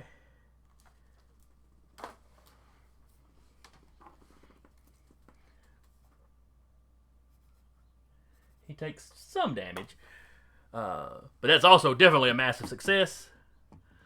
So roll me an 8 plus d6 as we check him for stun, and then we will do it again for slam rather, and then we'll do it again for stun. Where's his strength? Yeah, I thought his strength was pretty high. Ooh, max roll of 15. So I don't think you're going to be able to slam him. All right, and one more time for the stun. Oh, he rolled a 1, so that's a total of a 10.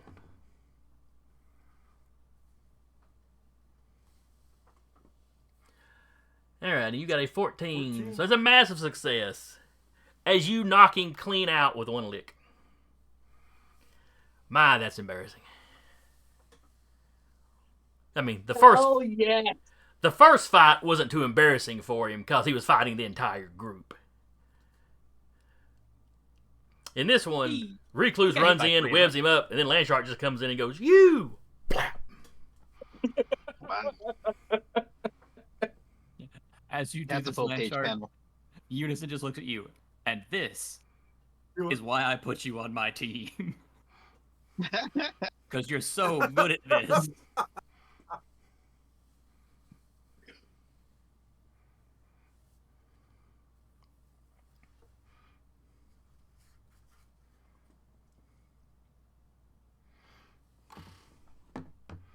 All right. That was Landshark on a team. Not yet on a team. On a 10. Independence Ray.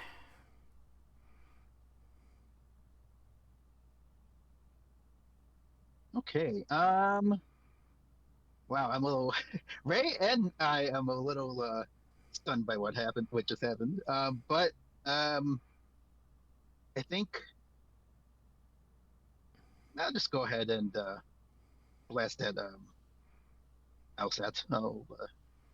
I'll think of something more clever to do next page. Okay. Wait, next.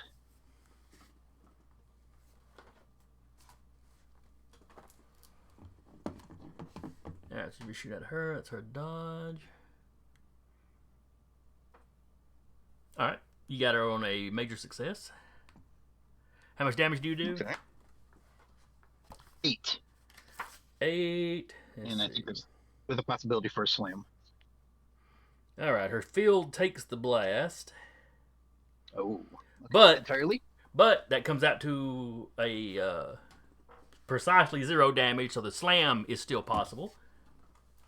Ah, okay. Well, at least I know what she's working with here. Great. Well, here comes my light blast first. Ooh. Yep, versus her Maybe I can strength. knock her through. Maybe I can knock her through another pillar. Who knows? Her mighty, mighty Although strength. I didn't. Alright, so she got a 7. So that is a slam. Massive success on a slam. Target is knocked to the next range. So she goes flying across the room.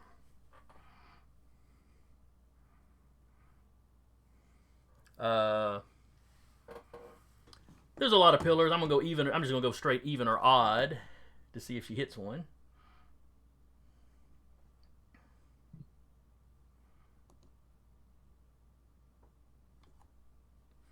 All right, even she does not hit one.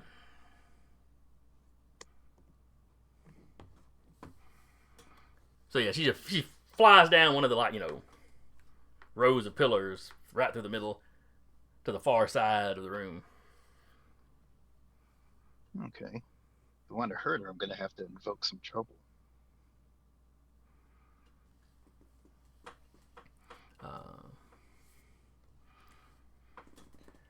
Then it is Recluse on an 8. All right. First thing Recluse is gonna do is just give Landshark double high fives. And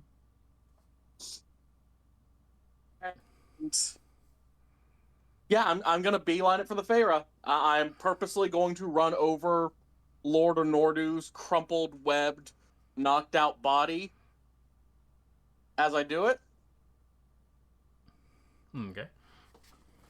And yeah, I'm just gonna lay into her extra effort for damage to try and just poke through what I can through that barrier of hers. Or a multi attack, excuse me. Okay.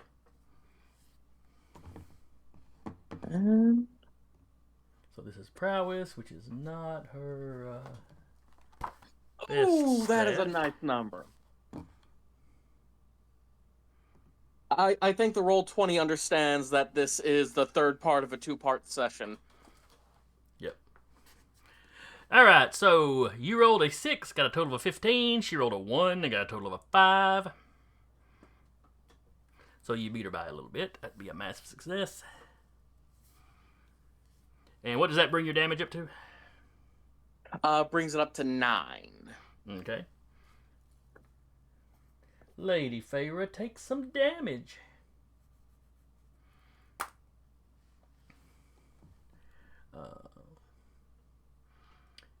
Let's see. She's already laying on her back, so slamming her won't really do anything. Since I basically put you coming down on her with a punch. Mm. And she is immune to stuns. Really?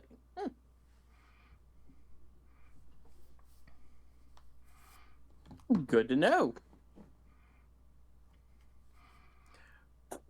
But as you're hitting her,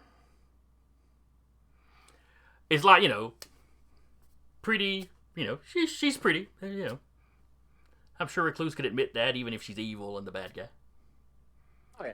When you hit her, her entire head, you hit her with such force that her entire head, it ripples and almost looks like it's breaking apart into sand before it kind of catches itself and reforms.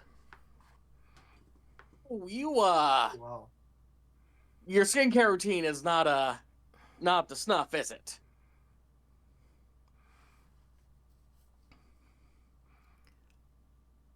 To truly live, I need a new body. Luckily, I had a rebel volunteer theirs. How nice. Or I could send you kicking and screaming to hell. Your choice. Actually, I think it's my She's choice. heard other people reference this hell. She's not familiar with it, though. You don't want to go to Spider Hill.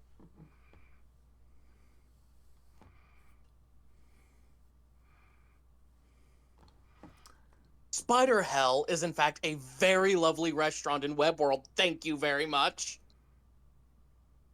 All right. Oh, it is her turn.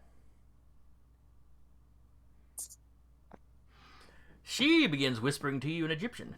Ancient Egyptian. I need you to give me... Probably overturn that page. A willpower roll. Will mental resistance factor in any? Mental resistance will factor in. All right, so that bumps it up to 8.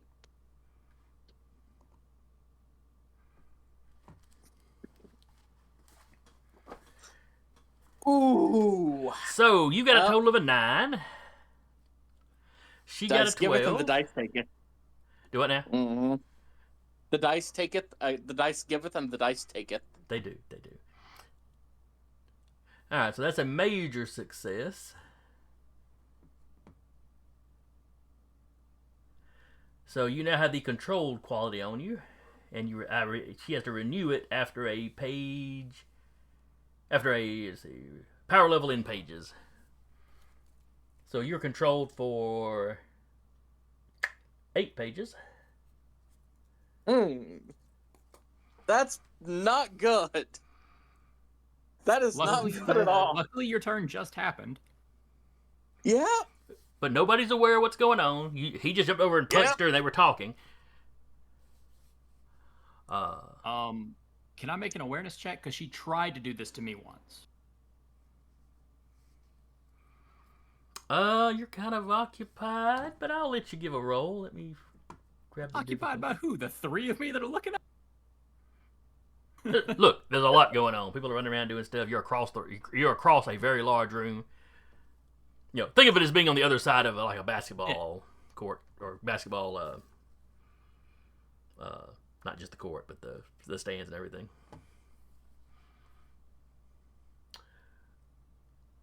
And like I said, she was whispering. So give me a roll. Ooh, that was a crappy roll. You need to beat 9. 14, because my awareness is superhuman. You definitely heard her whispering. You couldn't make out the language she was whispering in. Draw whatever conclusions from that you want to. I'm going to assume it's the thing she tried to do to me. Because I know it's a thing she can attempt to do, and she's in trouble. And I feel like if she could just laser blast us, she'd do that.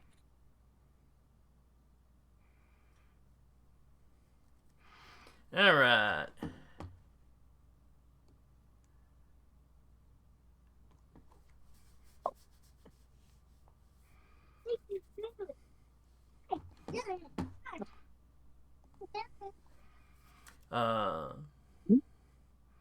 So the magic guys start to move onto that symbol. They're doing their detect magics and they're studying and they're conversing with each other as to what what's going on. The Crucible tells No you. problem. The Crucible tells you this is definitely the center of the spell she put into effect.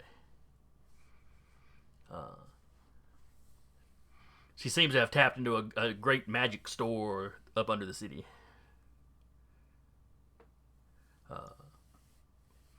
Or pre her rewrite of the Earth, it would have been up under the ruins of Memphis.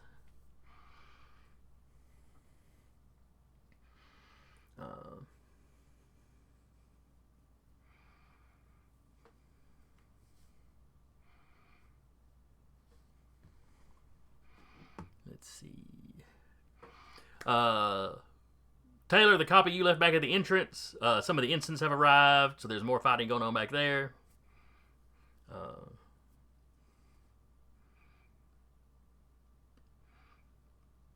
Your father's group, him and Hindsight's group, or they're beelining for the temple now, but not a lot of them really have a lot of movement power, so.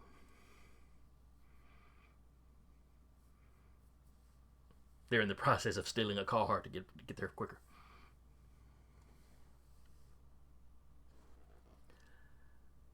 Let's see.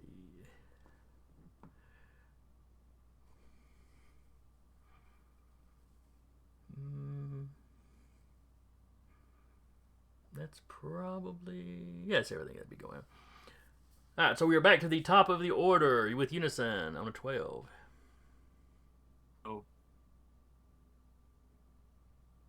Oh. Guy watching the skyline, nothing new. You're seeing a lot of military choppers headed towards the town. Yeah. Okay. I've been hit by missiles before. It's nothing new. Hey, look, you asked. I'm just telling you. There is movement. Reinforcements do appear to be coming in. You do not at the moment see anything obviously superpowered. Oh, that's cool. Five me's in a basement. Telekinetic blast didn't make it. Let's try a mental blast on this lady. Okay. On an 11. Probably got like a crazy willpower. She does have a crazy willpower. Well, pretty decent willpower. So that is a tie. Does 1 damage make it through? Let's see. Does she have mental shield? She should, because she knows she's got psychics rebelling against her. No, 1 does not get through.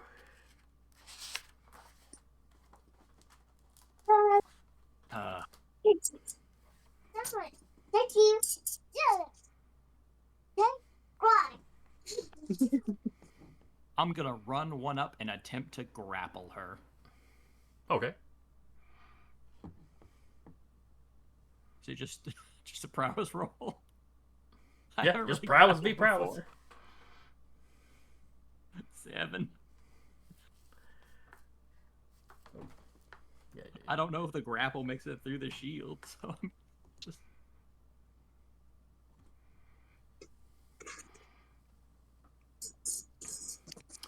So you run and you jump, because she's still laying prone. You run to jump on her, and she kind of catches you by the wrist and flicks you to the side.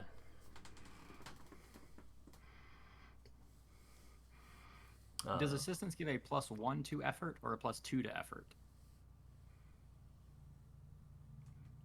Assistance would be a +2 to the effort. I think it's like, yeah, okay, 2 to confirm. So I'll now have Yes, 2 two to of them. effort, 1 to effect.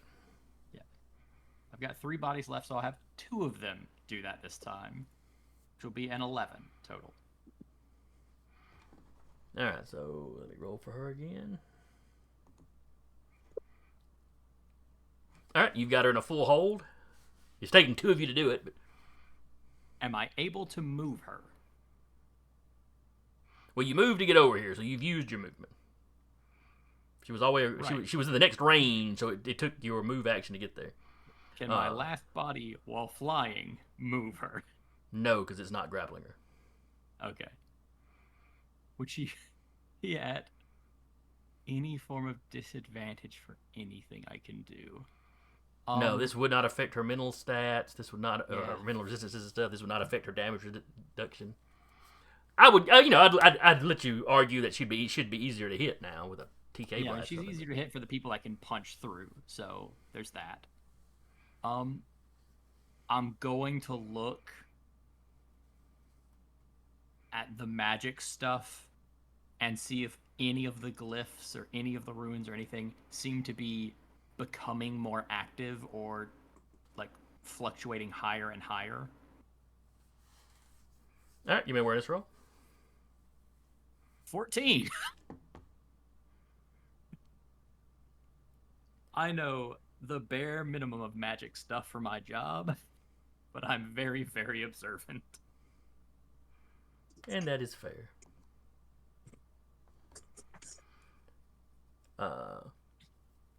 So you look back. One of you is looking at that thing, and there is absolutely no change in any of the glyphs at all. You are left with the impression that nothing you're doing to her is affecting this thing over here. But I also don't get the What is it again that's got the glyphs? magic thing that's holding the magic stuff that's holding Everlast in place. Yeah, it's a big magical circle, and yeah, Everlast is like stasis onto a pillar in the center of it all. All the magic guys are walking around the circle, figuring stuff out.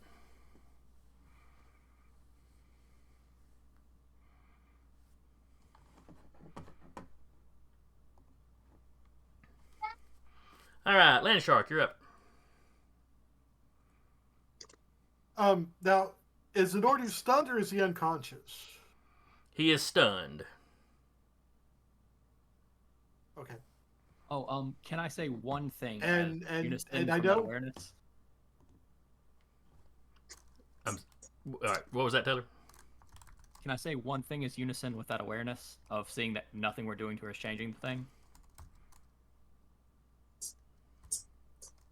Yeah, go ahead. Alright. Don't KO her until we get Everlast out.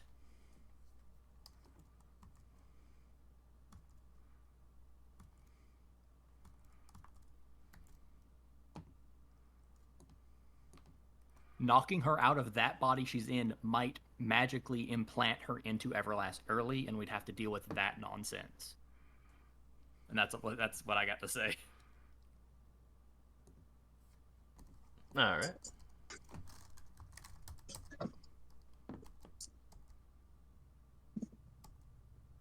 My other question is, I know somebody said that she was found the magic source underneath the city. There's no like pit going down beneath the city, is there? That in this room, I'm assuming. You don't see anything like that in this room, no. Anything that's channeling that magic that looks like it might be channeling the magic. Nothing that you can see, no. Okay. I am going to take advantage of Anordu being stunned because he will not stay stunned. And I am going to clobber him. I'm going to punch him. Do I get a bonus for him being stunned? Yeah, I mean, you can't really dodge or anything, so. I'll just be rolling this flat D6 for your difficulty.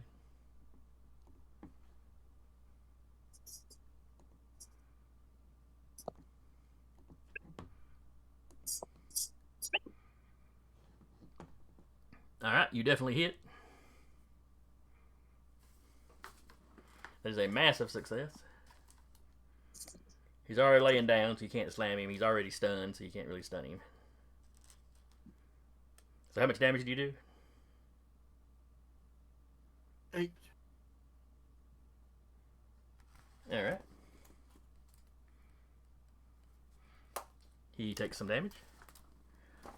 As Bruce is just over there wailing on the unconscious man. Very heroic. He said he wasn't unconscious, he was just stunned. I don't know if there's a difference really when you're...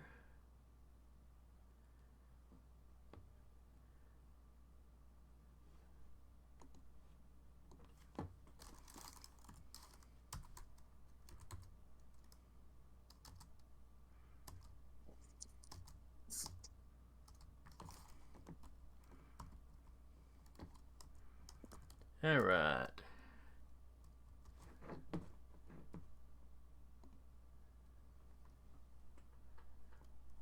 Independence Ray! Yeah, we're close with that. Okay. Okay. So I'm going to. I'm going to ask.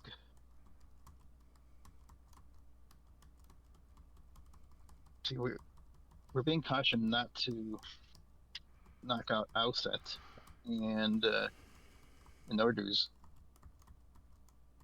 for now neutralized.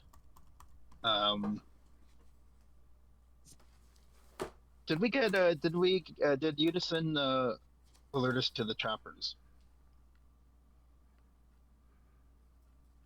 I don't know. I didn't hear you.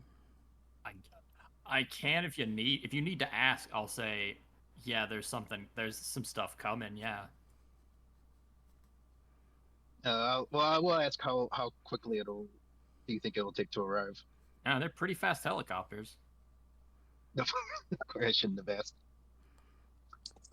You know what? I'm going to try to head them off. Maybe just if you need me, just let me know if there's like some. Just keep me up to tabs on what's going on here. But I can head them off at the pass and make sure they don't get in here, and make a mess of the situation.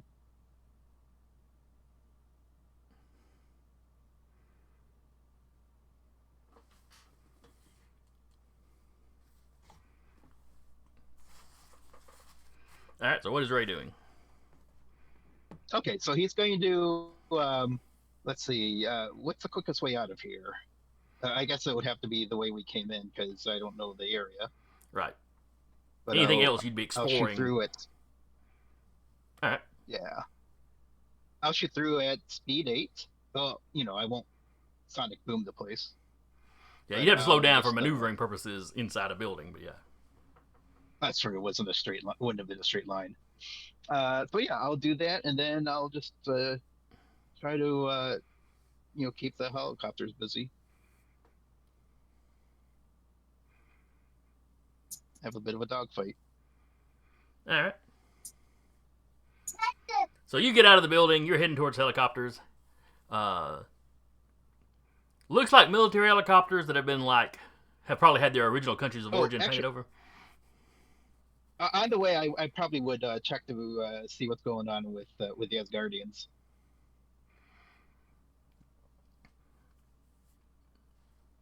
When you pass them, they are walking in the direction of the pillar room. Okay. John is dragging an unconscious Steel behind him, whose armor is about half pulled off of him. Okay. And Molly is putting ice on the floor in front of her and pushing a large block of ice that Technique is sealed up in. They're gonna take him to the All taxidermist right, after this.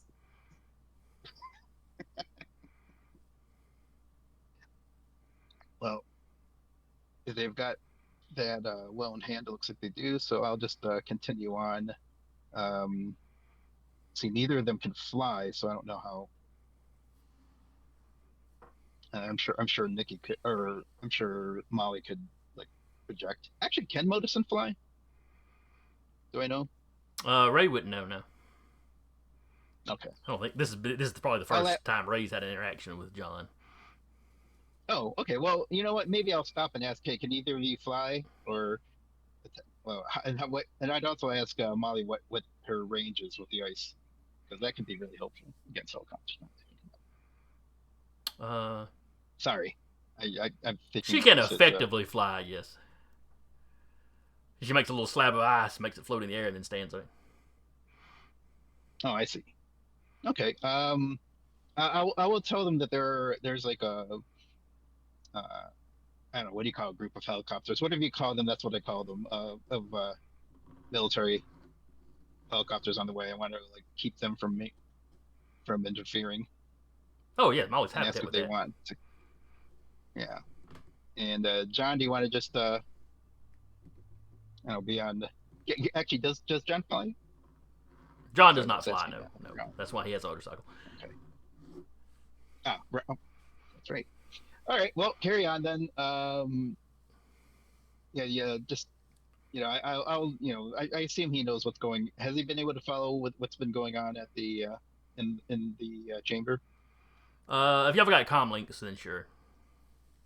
Okay. All right. Well, let's Molly, if we can head over. All right, so y'all head out.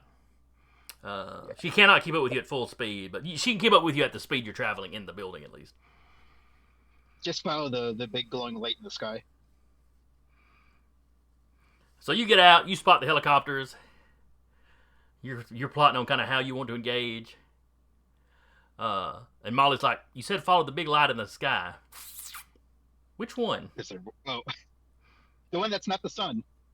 Is there three in the air right now? Well, there's one coming towards us from over there. Oh, okay. Well, I'll take a look. You look over.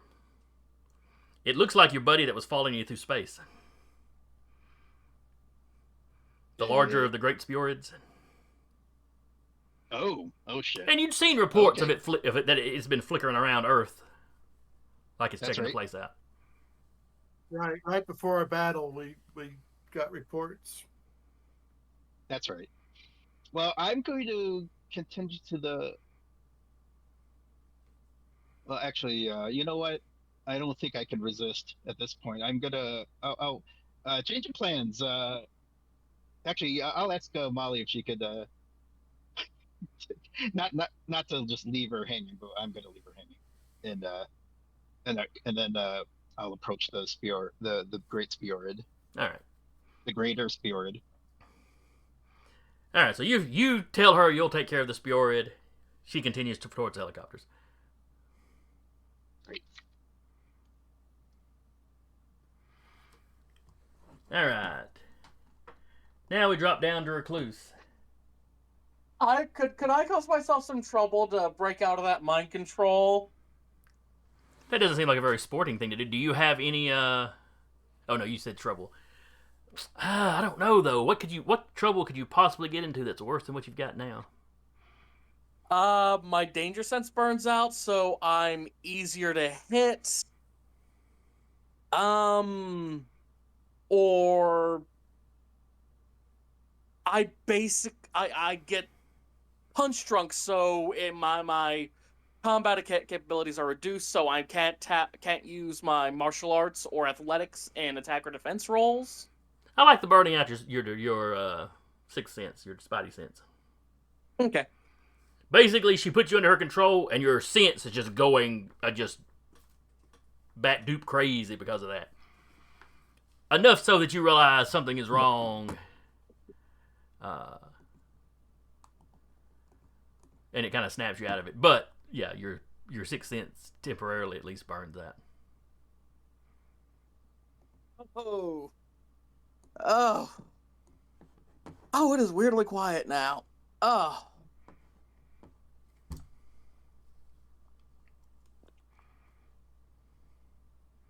So yeah, I'm pretty sure that'd be my turn, wouldn't it? Yeah, that seems fair enough. As you go staggering your back.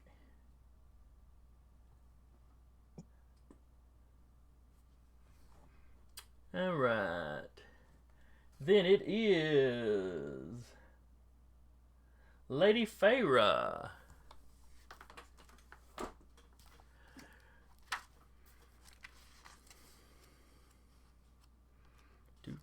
Let me look up this ability.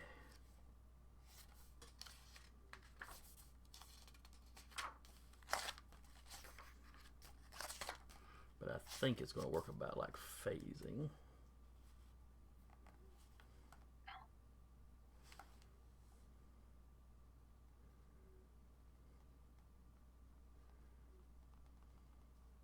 Oh. So, Unison, two of you have her pinned down, and suddenly she just bursts into sand and starts swirling around.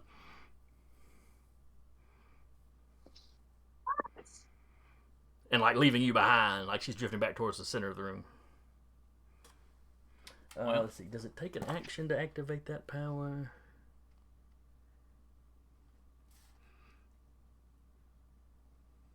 Yeah, okay, it takes her action to change into that. She can change back to her normal form for free.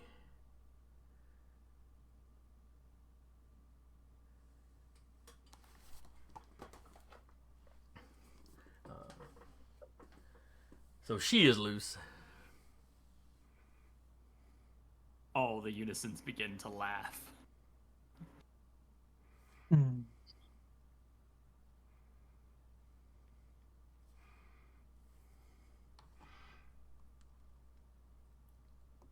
And then, Unison, it is your turn. Unison's master plan has gone perfect. Land shark. She's made of sand now.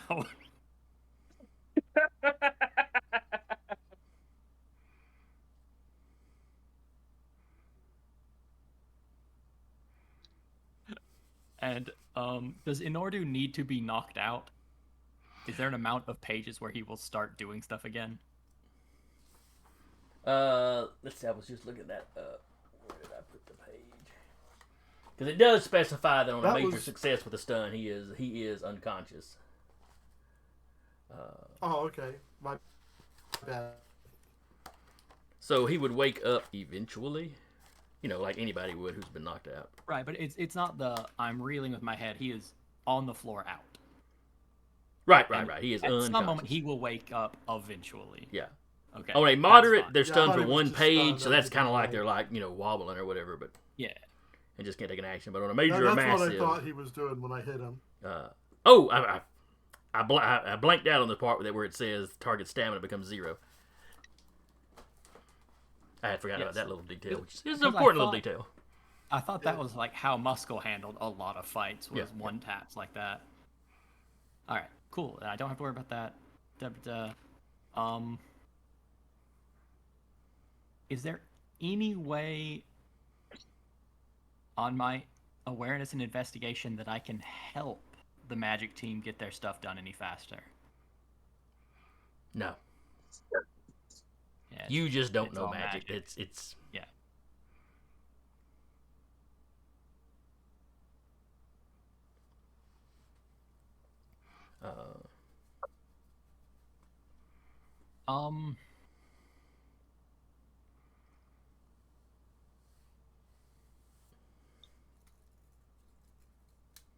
Does it look like the magic group is doing a thing, or they're studying it still? So they spent the last couple of turns walking around studying it, and now they're standing around having a very quick little debate over the best way to go about,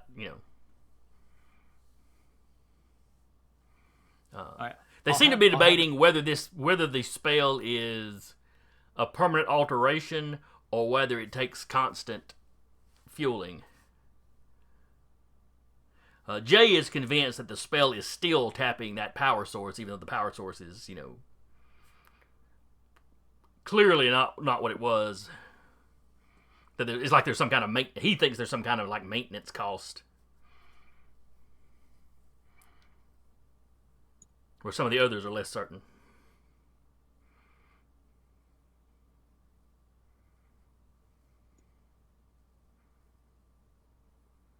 just with a quick aside me coming in. Does me throwing an astral projection at it help any of you at all? And does the fact that Everlast, from my records, she can't die, technically, do anything for this, informationally? Wolfwitch tells you she doesn't think so. What I will let you do, though, is give me a reason, or give me an intelligence roll. Does investigation help? Ooh, that's a good question, because this is about information that you've already obtained. It's just about putting it together in a useful manner. You throw your investigation in there. It's a 9. 7, 8, 9. Well, you don't know. You've got no way to know if the spell, having a maintenance cost, so that means, it's going to run out eventually, or all that. The magic people have to figure that out. You do know she had still working on mind control satellites, though.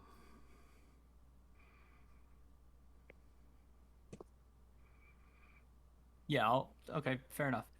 Yeah, we assume this does have a time limit because she was looking for alternate methods to maintain the control.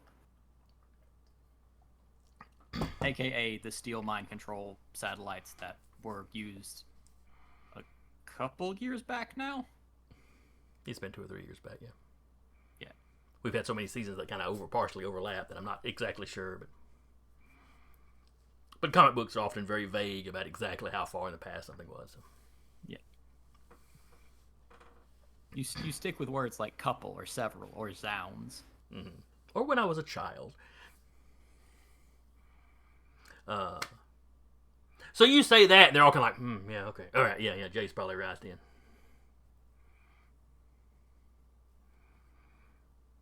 Right, good, because there wouldn't be enough power in there to undo the spell if we just had to do like a reverse version. So after that, they seem to be on board, and they're all pulling in the same direction. As far as now, they're just debating the specifics of how we go about, severing this tie or whatever. Oh, and another copy. Oh, by the way, can we knock her out, or is destroying that body she's got going to force her soul into Everlast?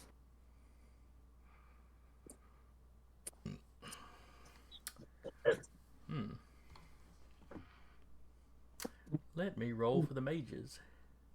Because, I'm just running off a hunch and being careful here. As my anxiety and paranoia tend to do. So Santa Luna and Crucible's a little flunky, are kind of like, because they haven't spent any time studying Everlast's predicament. Wolfwitch, however, is on a team with Everlast. She spent a little time looking, so let me roll.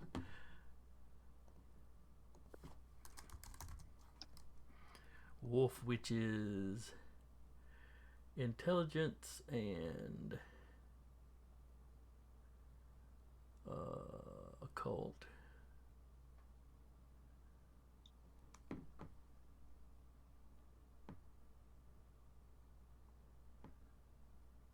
Man, I hope Wolfwitch has a really good occult.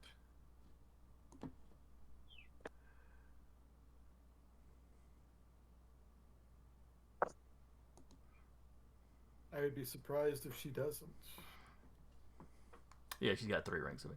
All right, so she got a 14. Oh, I need to roll the difficulty.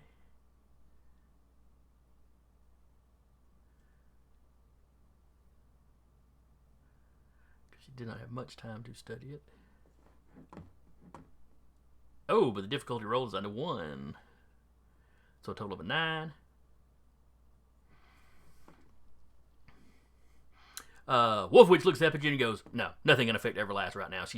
It's some sort of temporal stasis. Oh. That's the only effect that seems to be on her. Cool. Knock the pervert out.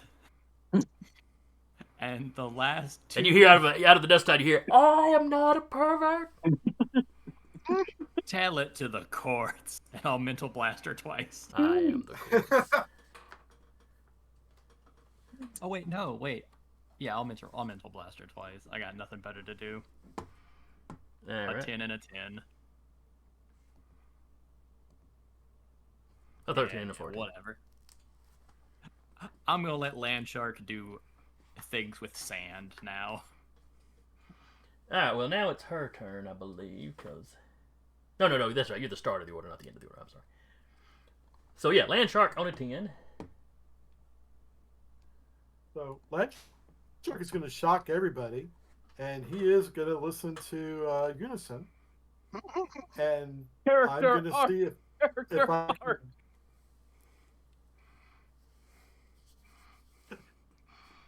I'm going to try and grab the sand and see if I can separate it to keep her from reforming into her makeshift body.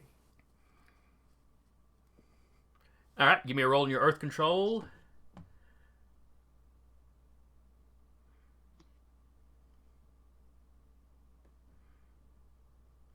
Alright.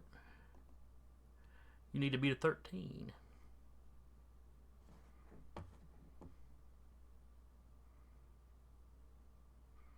Ooh, and you do. So the dust clouds start spreading out more. Not a whole lot, but you're not dissipating it, but it's taking up a wider volume of area. I can break it up into 3 sections.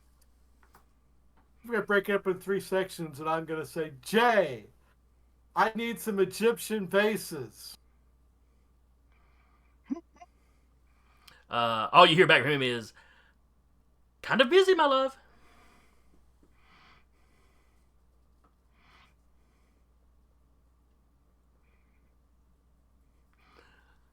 And then he flashes the ring to everybody, to all the magic guys he's talking to. And Wolfwood's like, yes, we were in the hallway when he gave it to you. Yes, we know it's there. I think it's a yes, guys.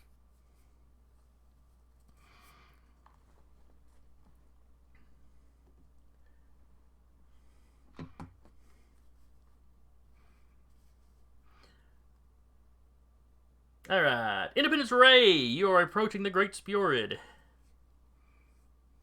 Yes. And it is approaching you. It is beelining straight for you. Okay. So I will shout at it that Shoo, go away. We don't need you. I'll speak, and hopefully my message will get through. I'll shout that we're just dealing with one crisis here, and once we've dealt with that, I want you to do whatever you have to take this P.E.A.R out of me, because it's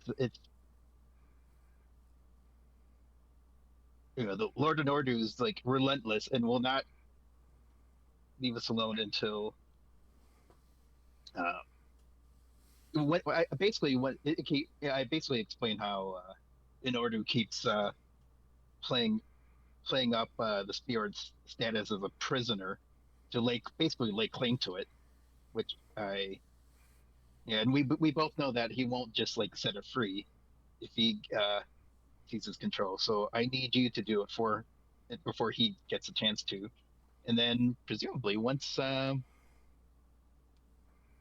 happens, he won't have a legal, hopefully the treaty with the Tuatha he'll finally have to acknowledge it. That's basically what Ray tries to explain to this P.E.A.R, to the greatest P.E.A.R. All right. As you're making your funny air sounds at it, it's like dancing around you. Okay. For all the world, giving you the impression of almost like somebody frantically making sure you're okay. Because you did get the snot knocked out of you fighting the comet at one point. Oh, yeah.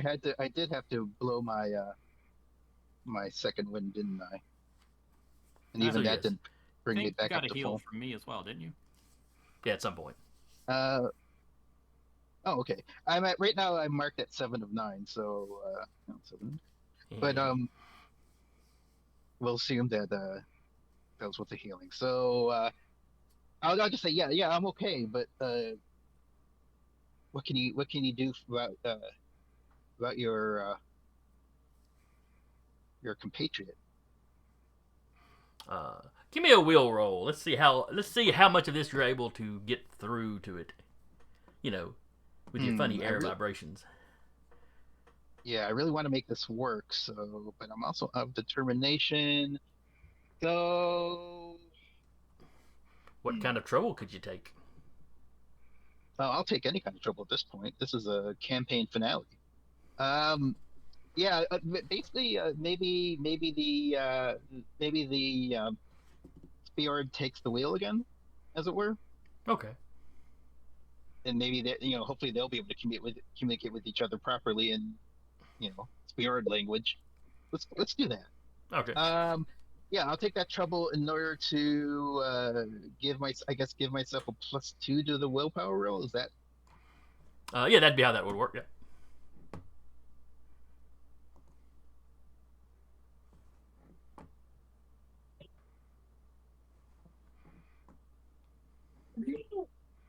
Eight is the number to beat.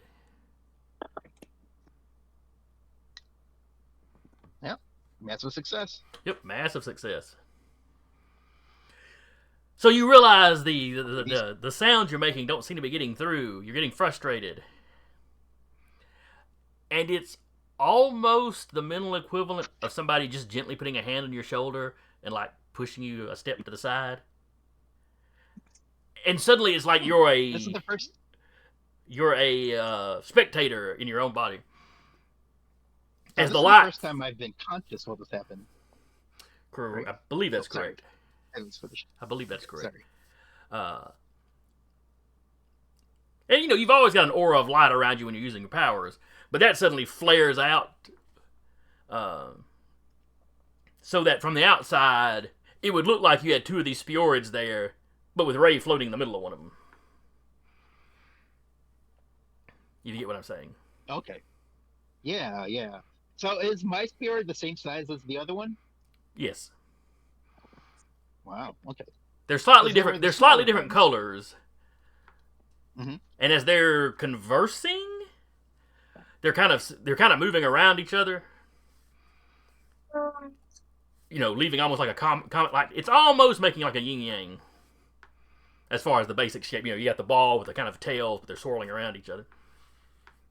Yeah. Of course, you're in one of them as it's doing this.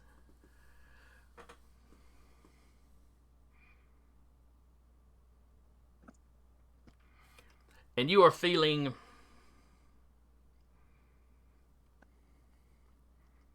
That's up here. That's right. the emotions that you're suddenly feeling reminds you of nothing so much as reminds Ray of nothing so much as Ray's feelings for Marcus. Okay. But it's directed towards the other Which, Spheroid. Now, admittedly, this has always been headcanon, but my relationship with Marcus is complicated. Does that match the relationship going on between the Spheroids? Let's say the baseline emotion, the affection, the love. There's a lot of other baggage that you and Marcus may be dealing with, but kind of that baseline core. Got it. So no, the Spheroids do not have the baggage that you and Marcus have. But one of them isn't superpowered while the other one is non-superpowered. So. Oh, no kidding. Oh, so that other Spheroid doesn't resent being used as a kidnapping victim, and the other Spheroid 2 didn't agree to take a non-combat job at a school in order to bring a more peaceful life between them, and then didn't just up and join the intergalactic war. No, yeah, none of that. You get very good. You get a sense of something that's been a long time in coming. So maybe they were late meeting up. Yes. Because of what happened with you. You're not really sure. Okay. You hear Molly, kind of almost distantly hear Molly over the comms, though you can't really respond to her. Are you okay? Do you need assistance? I assume she did okay against the helicopters then. Uh, she's still moving towards him. Well, not that. It's like she was just kind of like, Oh, okay. what is going on over there? Oh, gotcha. But I'm not. I don't have. I can't respond, right? Because it's. Yeah, you're not in the driver's seat. That's right.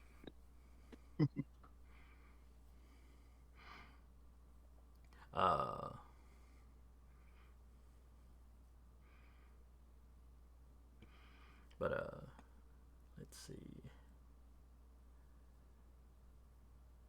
The helicopters are probably avoiding this area because they don't know what this is either. So they're not taking the. They're still trying to get to the temple, but they're gonna take the long way around you. And Molly starts freezing tail rotors.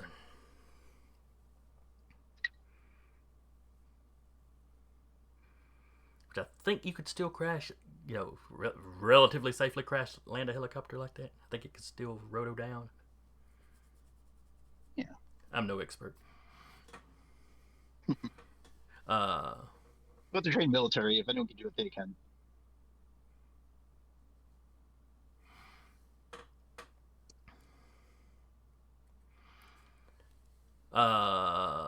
Unison. The fight with the ensigns is going pretty well. They don't have a whole lot of resistance to mental attack. I've got several psychics out there. But all of a sudden, Aurora gives kind of a... Something's going on, and she takes off outside. I guess I will have a copy follow her while I copy from... Well, I've got a copy in the sky. I can see this. Oh, yeah! It's wild out here. Yeah. Yeah, you're seeing the little spinning... you're kind of wondering, how is Ray not throwing up? That's like a tighter circle to be spinning around in than the old Gravitron Pharah rides. I've had Air Force training. I'm good with this. That's true. That is probably true. And who knows what kind of training they gave you before they sent you off into space, You can handle the G's.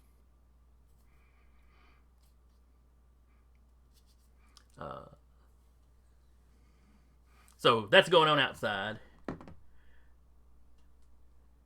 Recluse, you're up. So the Pharah is basically on lockdown from Landshark, correct? He is holding her particles far enough apart that she should not be able to reform a physical shape. All right. Is anyone watching Lord Anordu? I don't believe anybody specifically is.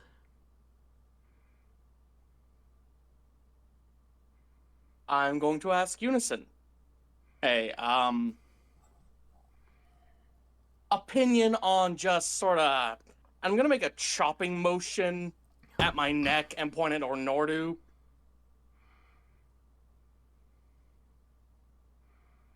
We've really got to, Listen, something's happening out with the Spheorids outside. This dude is evil. I'm giving you that. I don't know, man. I feel like we were kind of bloodthirsty. I don't know. Go ahead. There's a world where killing him's good. There is. It's pretty obvious there is. I don't know if we live in that one where we feel good about it. Because, he technically does have a world that he's in charge of. I'm sure they do fine without him, but... This is kind of he kind of agreed not to kill us if we didn't kill him. Outside of the Theorid specific ripping out thing.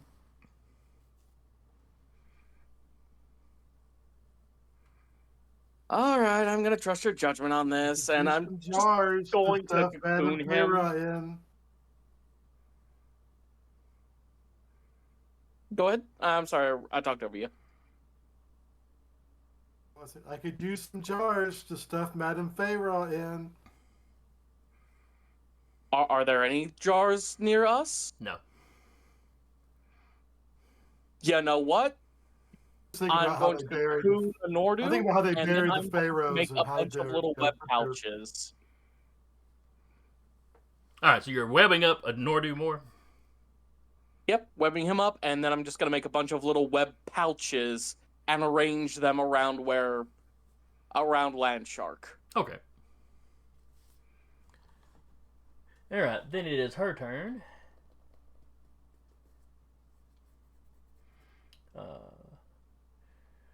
So out of this separated up sand, you start hearing a voice chanting in Egyptian.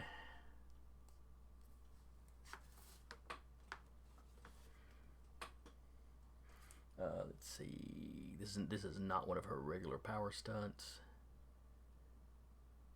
for her magic, so this will take a round. So she is chanting. Clearly, she's casting a spell, but it's taking her a little bit of time.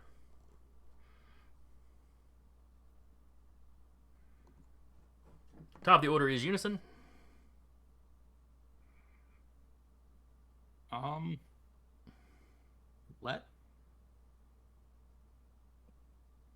Let me try a telekinetic blast and just see if it hits her. Okay. A 10. It probably passes through the sandstorm. It doesn't do anything. All right. Let me combine. The way her thing works is she's essentially immune to physical attacks while separated like that.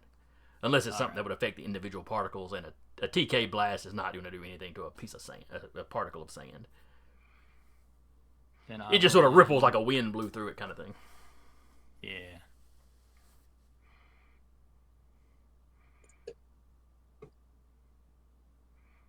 I'll try to mental blast her, not to do damage, but to attempt to, like, throw her off and interrupt the chant.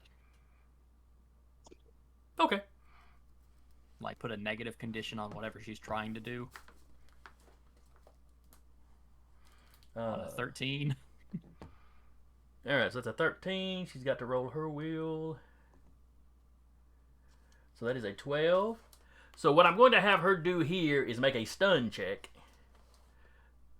She won't be stunned, but if she fails the check, it will disrupt her. Alright, let me roll my D6 plus 2. That's okay. That's pretty much... Well, I think she's got a plus 3 to her strength. A 4. Or was it... Hang on, it might have been a plus 2. Yeah, because she's average strength.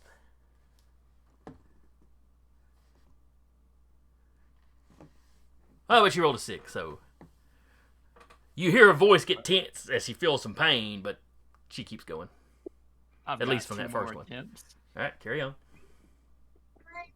Cow. Oh, wait, no, I've got all my attempts, don't I? Well, all of them that are in this room. Yeah.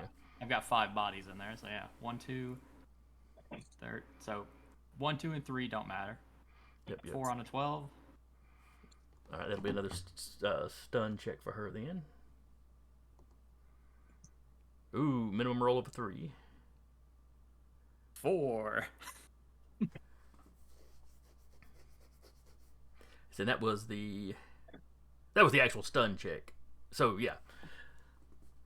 So yeah, and you've broken whatever spell she was doing. Yeah. Nothing would stop her from starting up again, but she'd be starting up again from scratch. And I will hold my last unit for when she starts chanting again to just blast. Fair enough. Alright, Landshark. Recluse has made you multiple little pouches. Okay, I am going to try to split her up and put her in the pouches. Alright. Roll your earth control versus her. Magic. Oh, she rolled a 1, so she got a total of a 9. That's what you got to beat.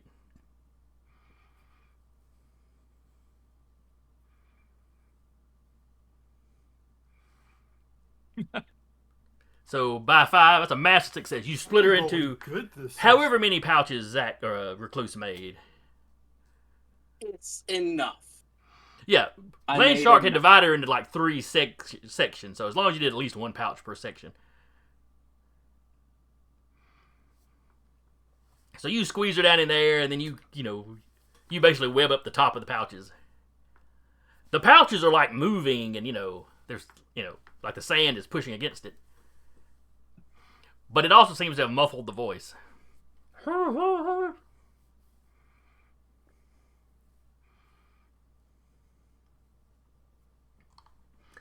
Let's see, it's her go.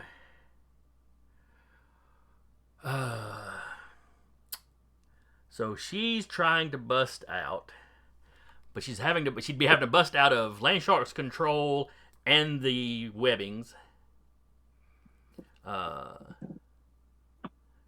So Landshark, give me an earth control. You're at +2, basically getting assistance from Recluse's webbings. Woo!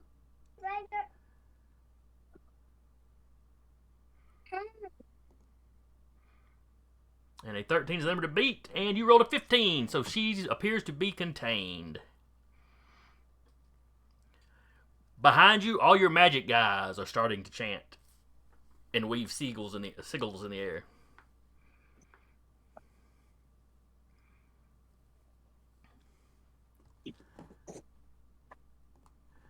Outside, Ray, you're still spinning. Yep. But you can tell something's happening, and you're not sure what.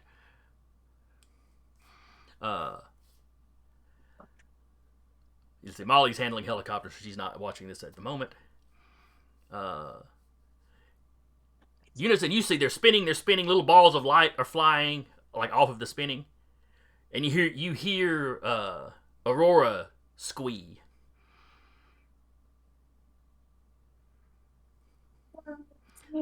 I'm assuming this is all good. It's a very happy squee. Oh, I'm looking at Aurora and asking her. I'm assuming this is all good. It's babies! And she takes off after the little balls of light. You know what? Everyone that wants us dead is handled right now. I'm going to keep a slight distance and let her have her fun. So yeah, she starts flying around with little balls. Little balls start flying around her. It's like a weird, superpowered version of a kid playing with puppies. It's almost the impression you get. I mean, you can't hear the little balls of light doing any laughing, but Aurora is laughing. And you know she's more capable of communicating with him than you are. Yeah. She's got this. She's good.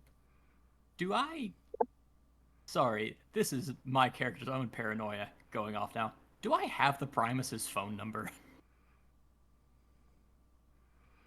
You have you have somewhere that you can leave a message for him. You don't have like his direct home number or anything. If I have a number to call, I'll call that number real quick, because he is literally the last thing in a world full of mind-controlled people who can mess this up. You get the answering service. It's a pre-recording of his voice. Hey, if you're calling this number, you know who I am. Leave whatever message you need to. If it's something I need to get back with you with, I'll get back with you. I'll just leave a message defining the situation and just curious what's going on with you in this scenario. So I've been out in space. Came back from space You've too. been dead, so you're back and I'm back. How you been? But I punched the senator that was keeping you in a tube. You get no response. Yeah. But, it's only been a few seconds. So the spinning, the little balls of light stop flying out. There may be 5 of them total that came out. The spinning stops, and the 2 Spheroids are just floating there again.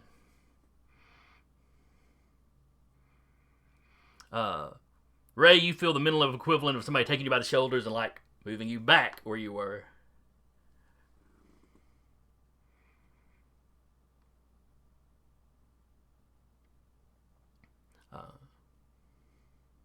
Wait, does that mean Ray just cheated on Marcus? Is the sphere still visible or inside me again? Your Spheroid shrinks back down. So it's just you sitting there glowing now like you were before. Okay. And do I see our baby, our little baby child? Yeah, you see the 5. It's 5 different little balls of light flying around the Aurora. Ooh, quintuplets. We can get a reality show. No. All right, no, we're joking. I sense that I still have the. Okay, now are you? Wait, what was I going to ask? Oh, so sensing that I'm still inhabiting the Speorid, uh, doesn't this doesn't this still give Anordu the pretense he's been taking advantage of all this time? I'll ask that to the other Speorid as I stare in amazement at these creatures and wonder if any of me got into them. I don't know. I don't know how this works.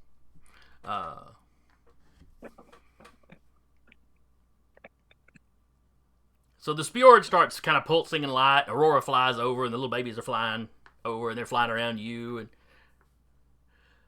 they're flying around the other, they're flying around the Speorid, like they're, when they fly around you, there's like more curiosity. They're like, it's almost like they're reaching out and poking you. Okay. Like you're something a little curious, but whatever.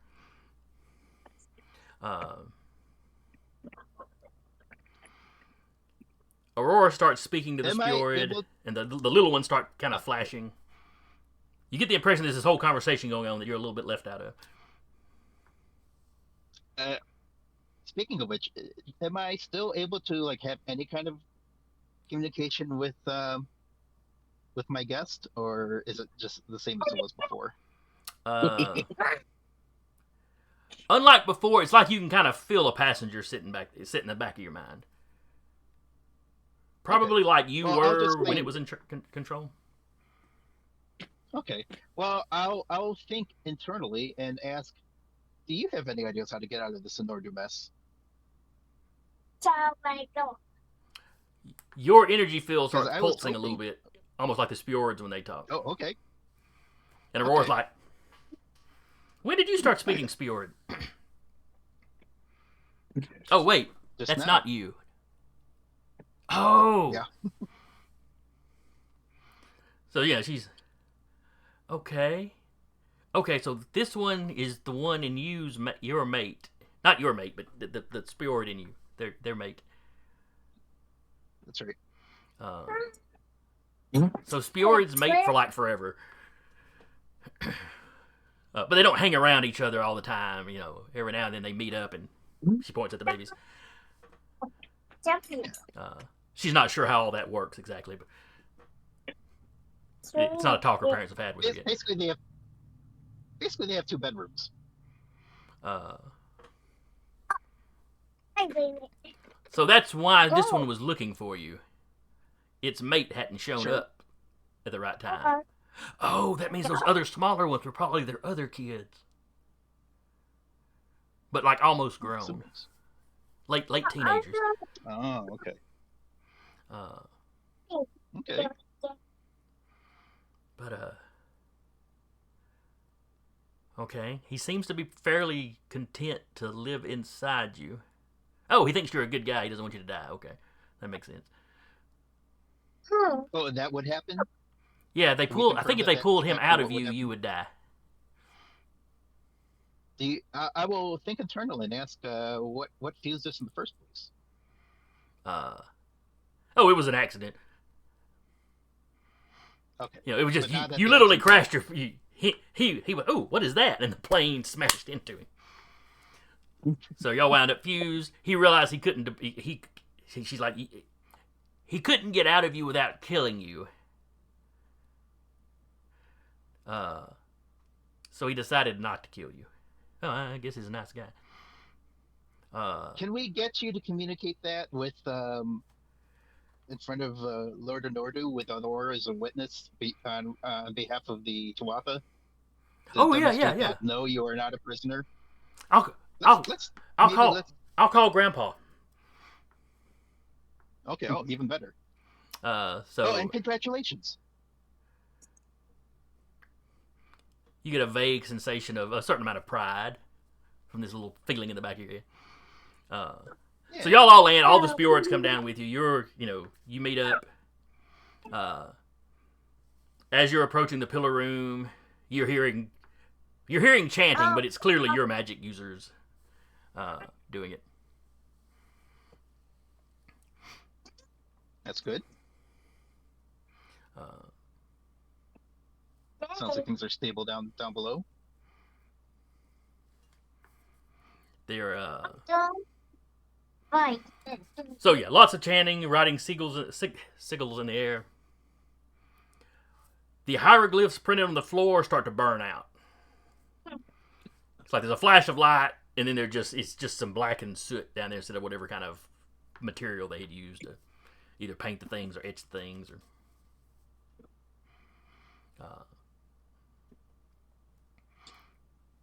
Wolf was like, all right, we seem to be cutting the power. Maybe everybody should get out of this building. We don't know exactly what's going to happen.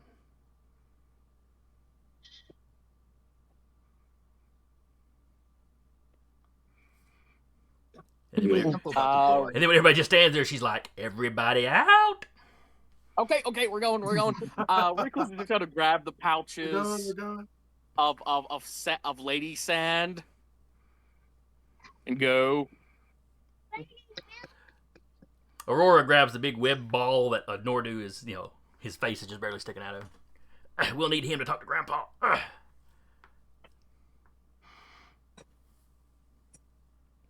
Well, way to go, team.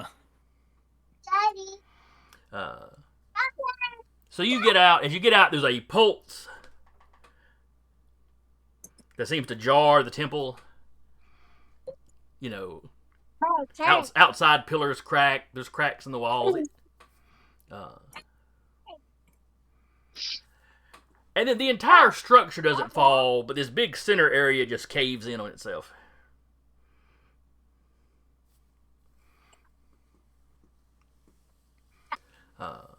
And then there's a puff of white smoke out where y'all are at that the Crucible comes striding out of, and everybody else is behind. The rest of the magic crew is behind him.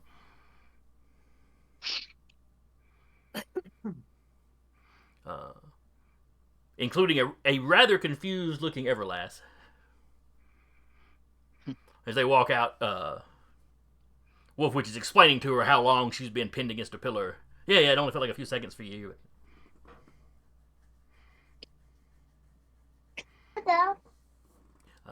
Does it change anything else? Like, does it turn the city back into... Nothing in the city of Memphis changes. What you find out is changes to the rest of the world start reverting back. And are the S.P.E.A.R still here, right? Yeah, they're still floating around outside. They're hanging around Ray. I'm going to hold up the magic rings that I've been wearing around my neck and explain it's like, we've got a comatose S.P.E.A.R trapped in one of these rings. Can you help it? Can you free it? Oh.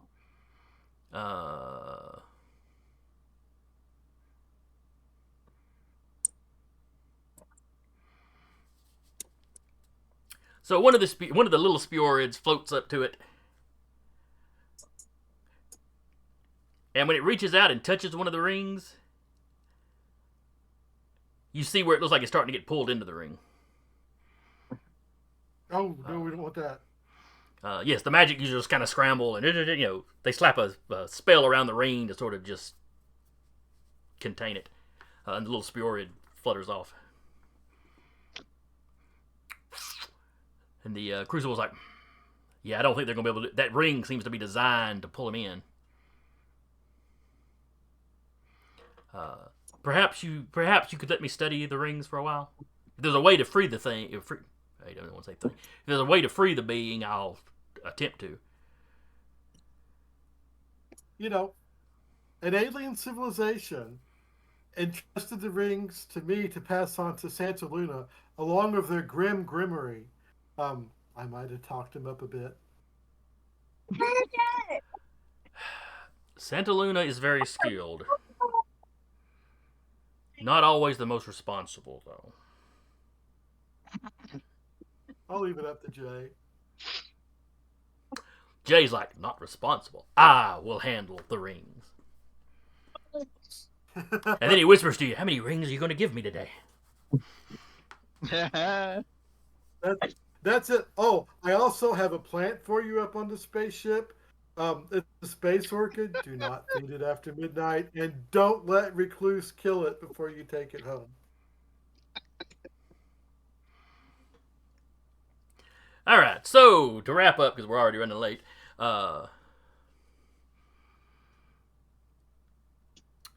Aurora's grandfather does show up. Anordu is... He tries to hide it, but he's clearly a terribly embarrassed tyrant at this point. This was an embarrassing fight. So without appearing to give too many... to concede too much stuff, when her grandfather, whose name I'm blanking on, but the ruler of the Tuatha, when he manages to speak to the S.P.E.A.R in Ray, who seems to be more communicative now that him and Ray have reached this new understanding or whatever.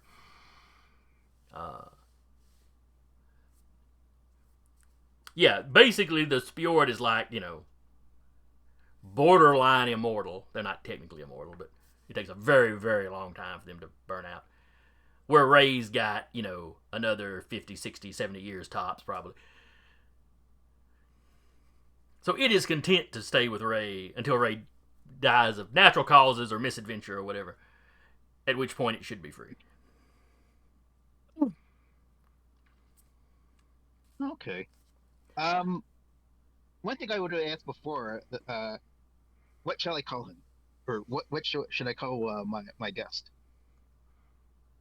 Ooh, S.P.E.A.R don't really have names like people do. They just sort of they're all kind of their own frequency, so they all just sort of recognize each other when they encounter each other. Everybody's distinctive. Okay, well, I'm going to Ray.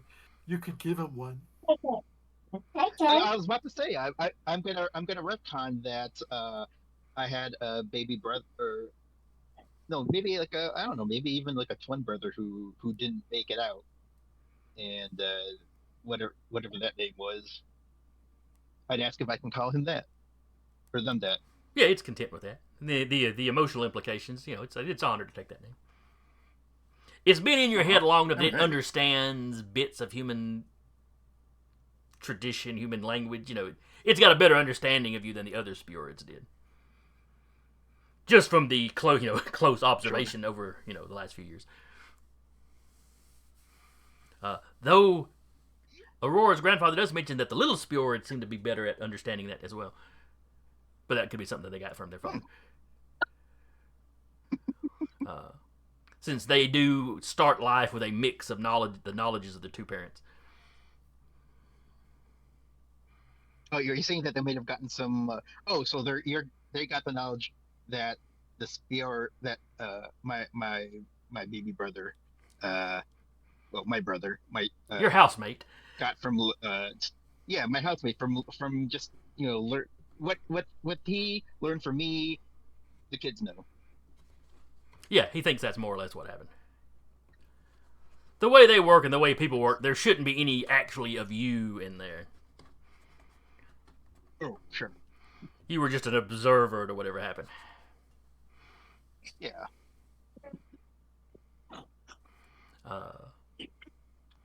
So Anordu has to acknowledge, okay, the S.P.E.A.R does not feel trapped itself.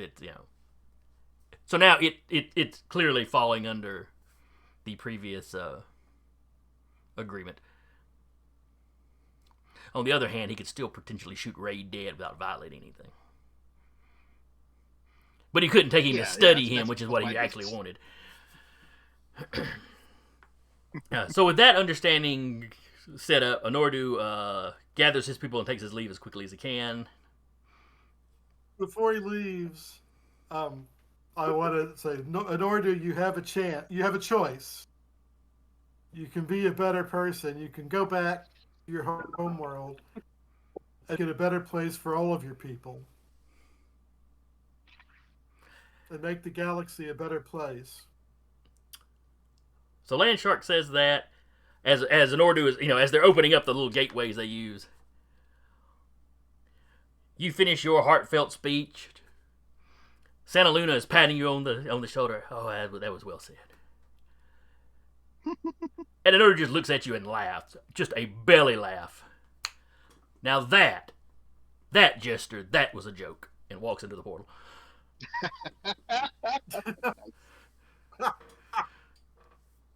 I think the funniest part about that is that Anordu knows he's not good at his job. No. Adversity builds character. That's a Anordu's method is better for his people in the long run. It doesn't hurt to remind you have a choice. It's also the fact of it builds character that you then proceeded to use to do nothing with it. You don't know what he does in his everyday life.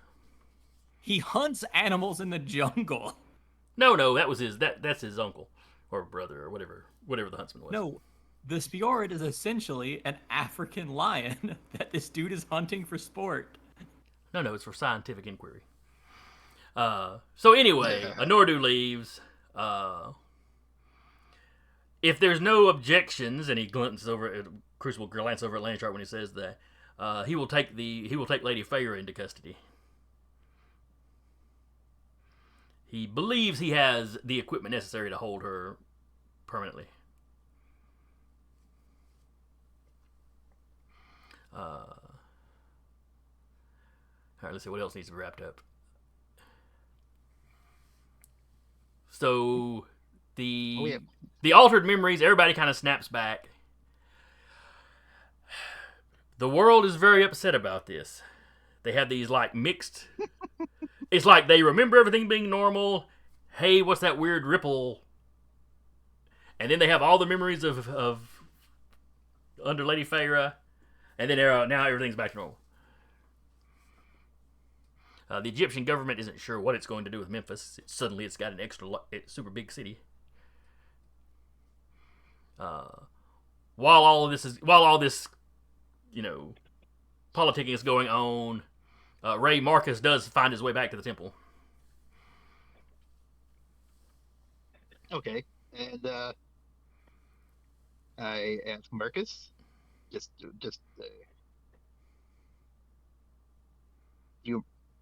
I'll ask if Marcus remembers me. Yes, I think everybody's getting their memories back. As y'all are talking, the little Spores are just kind of all over Marcus. Oh, yeah. I meet my godchildren. Hello? It's a long story. Let's see, what else? Aurora gets a call from her parents. Apparently, they were fine with her traveling around, but she's gone a lot further from home than she was supposed to. It's kind of like, you can go play in the yard. What are you doing 5 blocks away?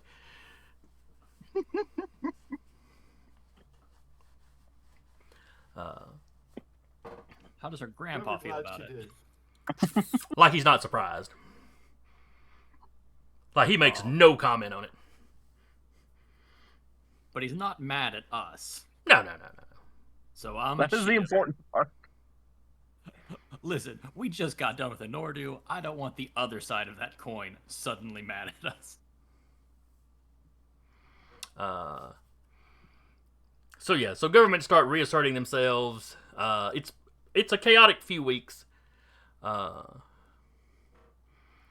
The disciplinary action against Unison is kind of dropped with the whole just save the world again. You do get a message back from the Primus. Basically, he was caught up in the change. He was completely unaware that he was superpowered. Oh, okay. That's fine. I'm glad she didn't know he was superpowered. She may have known about the Primus, but she wouldn't have known necessarily who he was or, Yeah. He's not the Wouldn't easiest mind person to get in contact with, so.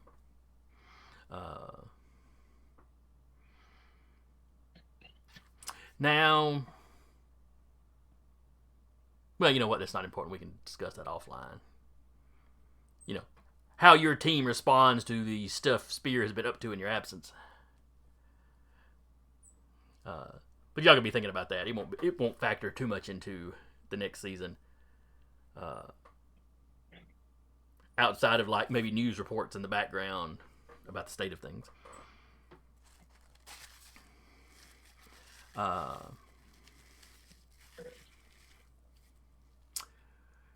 Unison, you were going to give the space bike Vespa thing to the Rook. Yeah, as part of an apology. She's, Technically, it's the ensign's fault that the jet is ruined, but the ensigns aren't the one that self-destructed the base. I'm not the one that self-destructed the base. Who was it that self-destructed the base? We would have to go back to the episode to figure it out, but I at no point agreed with the self-destruction of the base. I can't remember if that was a Curtis or a Zach. It seems like it was one of them. Would anyone like to confess? That sounded awful suspicious. I thought it did too. Yeah, she's not exactly happy with the trade, but she gets the importance in the circumstances. I'm sure someone else will give you more. This is just I happen to have a space bicycle, a space motorbike on hand, so I can give you a space motorbike. It moves fairly silently. She can use it to get around town. She can use it to do her thing temporarily, at least. She could use it for a certain daughter's birthday present. Well, maybe after she gets her replacement plane.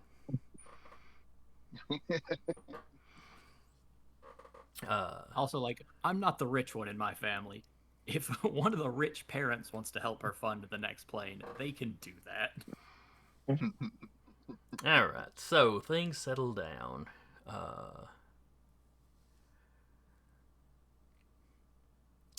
Let's see. We won't worry about a Land Shark Santa Luna wedding. That sounds like something else that would happen. That would be happening on the TVs behind you next season. So that wraps it up for Earthbound. You were on a long journey that you didn't intend to be, a longer journey than you intended to be on. You got home, stuff was messed up, and now you fixed it. And our team continues to be the exact kind of team that Unison put together. I want everyone who can beat everyone in a fight. It's an effective team, but who knows how long they'll stay together with, S.P.E.A.R in the state it's in. So what? The temple's gone. Is that right? Is it rubble? The middle of it fell in. So you still got a lot of the surrounding structure is still there, but it's definitely a ruin now. Just it looks like a recent. I'm gonna have to make. I'm gonna have to put an Egyptian shark statue in front of the temple. Just Do they know about sharks? Are there sharks in the Mediterranean? I'm sure there's got to be some variety. Yeah, some kind anyway. Yeah, whether they get bull sharks up in the Nile or not, I don't know. Yeah, there are shark attacks in Egyptian waters. So all right. So I hope y'all enjoyed the campaign. Don't believe there's an Egyptian shark god. But hope anybody that watched enjoyed it. We'll be back in 2 weeks to begin our next season. That I still haven't thought of a title for, or at least haven't settled on one. So yeah, we'll get out of here and let Mike get on to his next game. So anybody that comes by and watches, hope you enjoyed it. Hope you'll join us next season. Again, I was your GM for the day, Jason, and with me was Curtis's Land Shark. Taylor No sharks or spiders were harmed in the making of this season. Taylor is Unison. See you. Mike is Independence Array. Or hounds either. And Zach is Recluse. I hope you all had as much fun listening as we did playing. And we'll see y'all next time.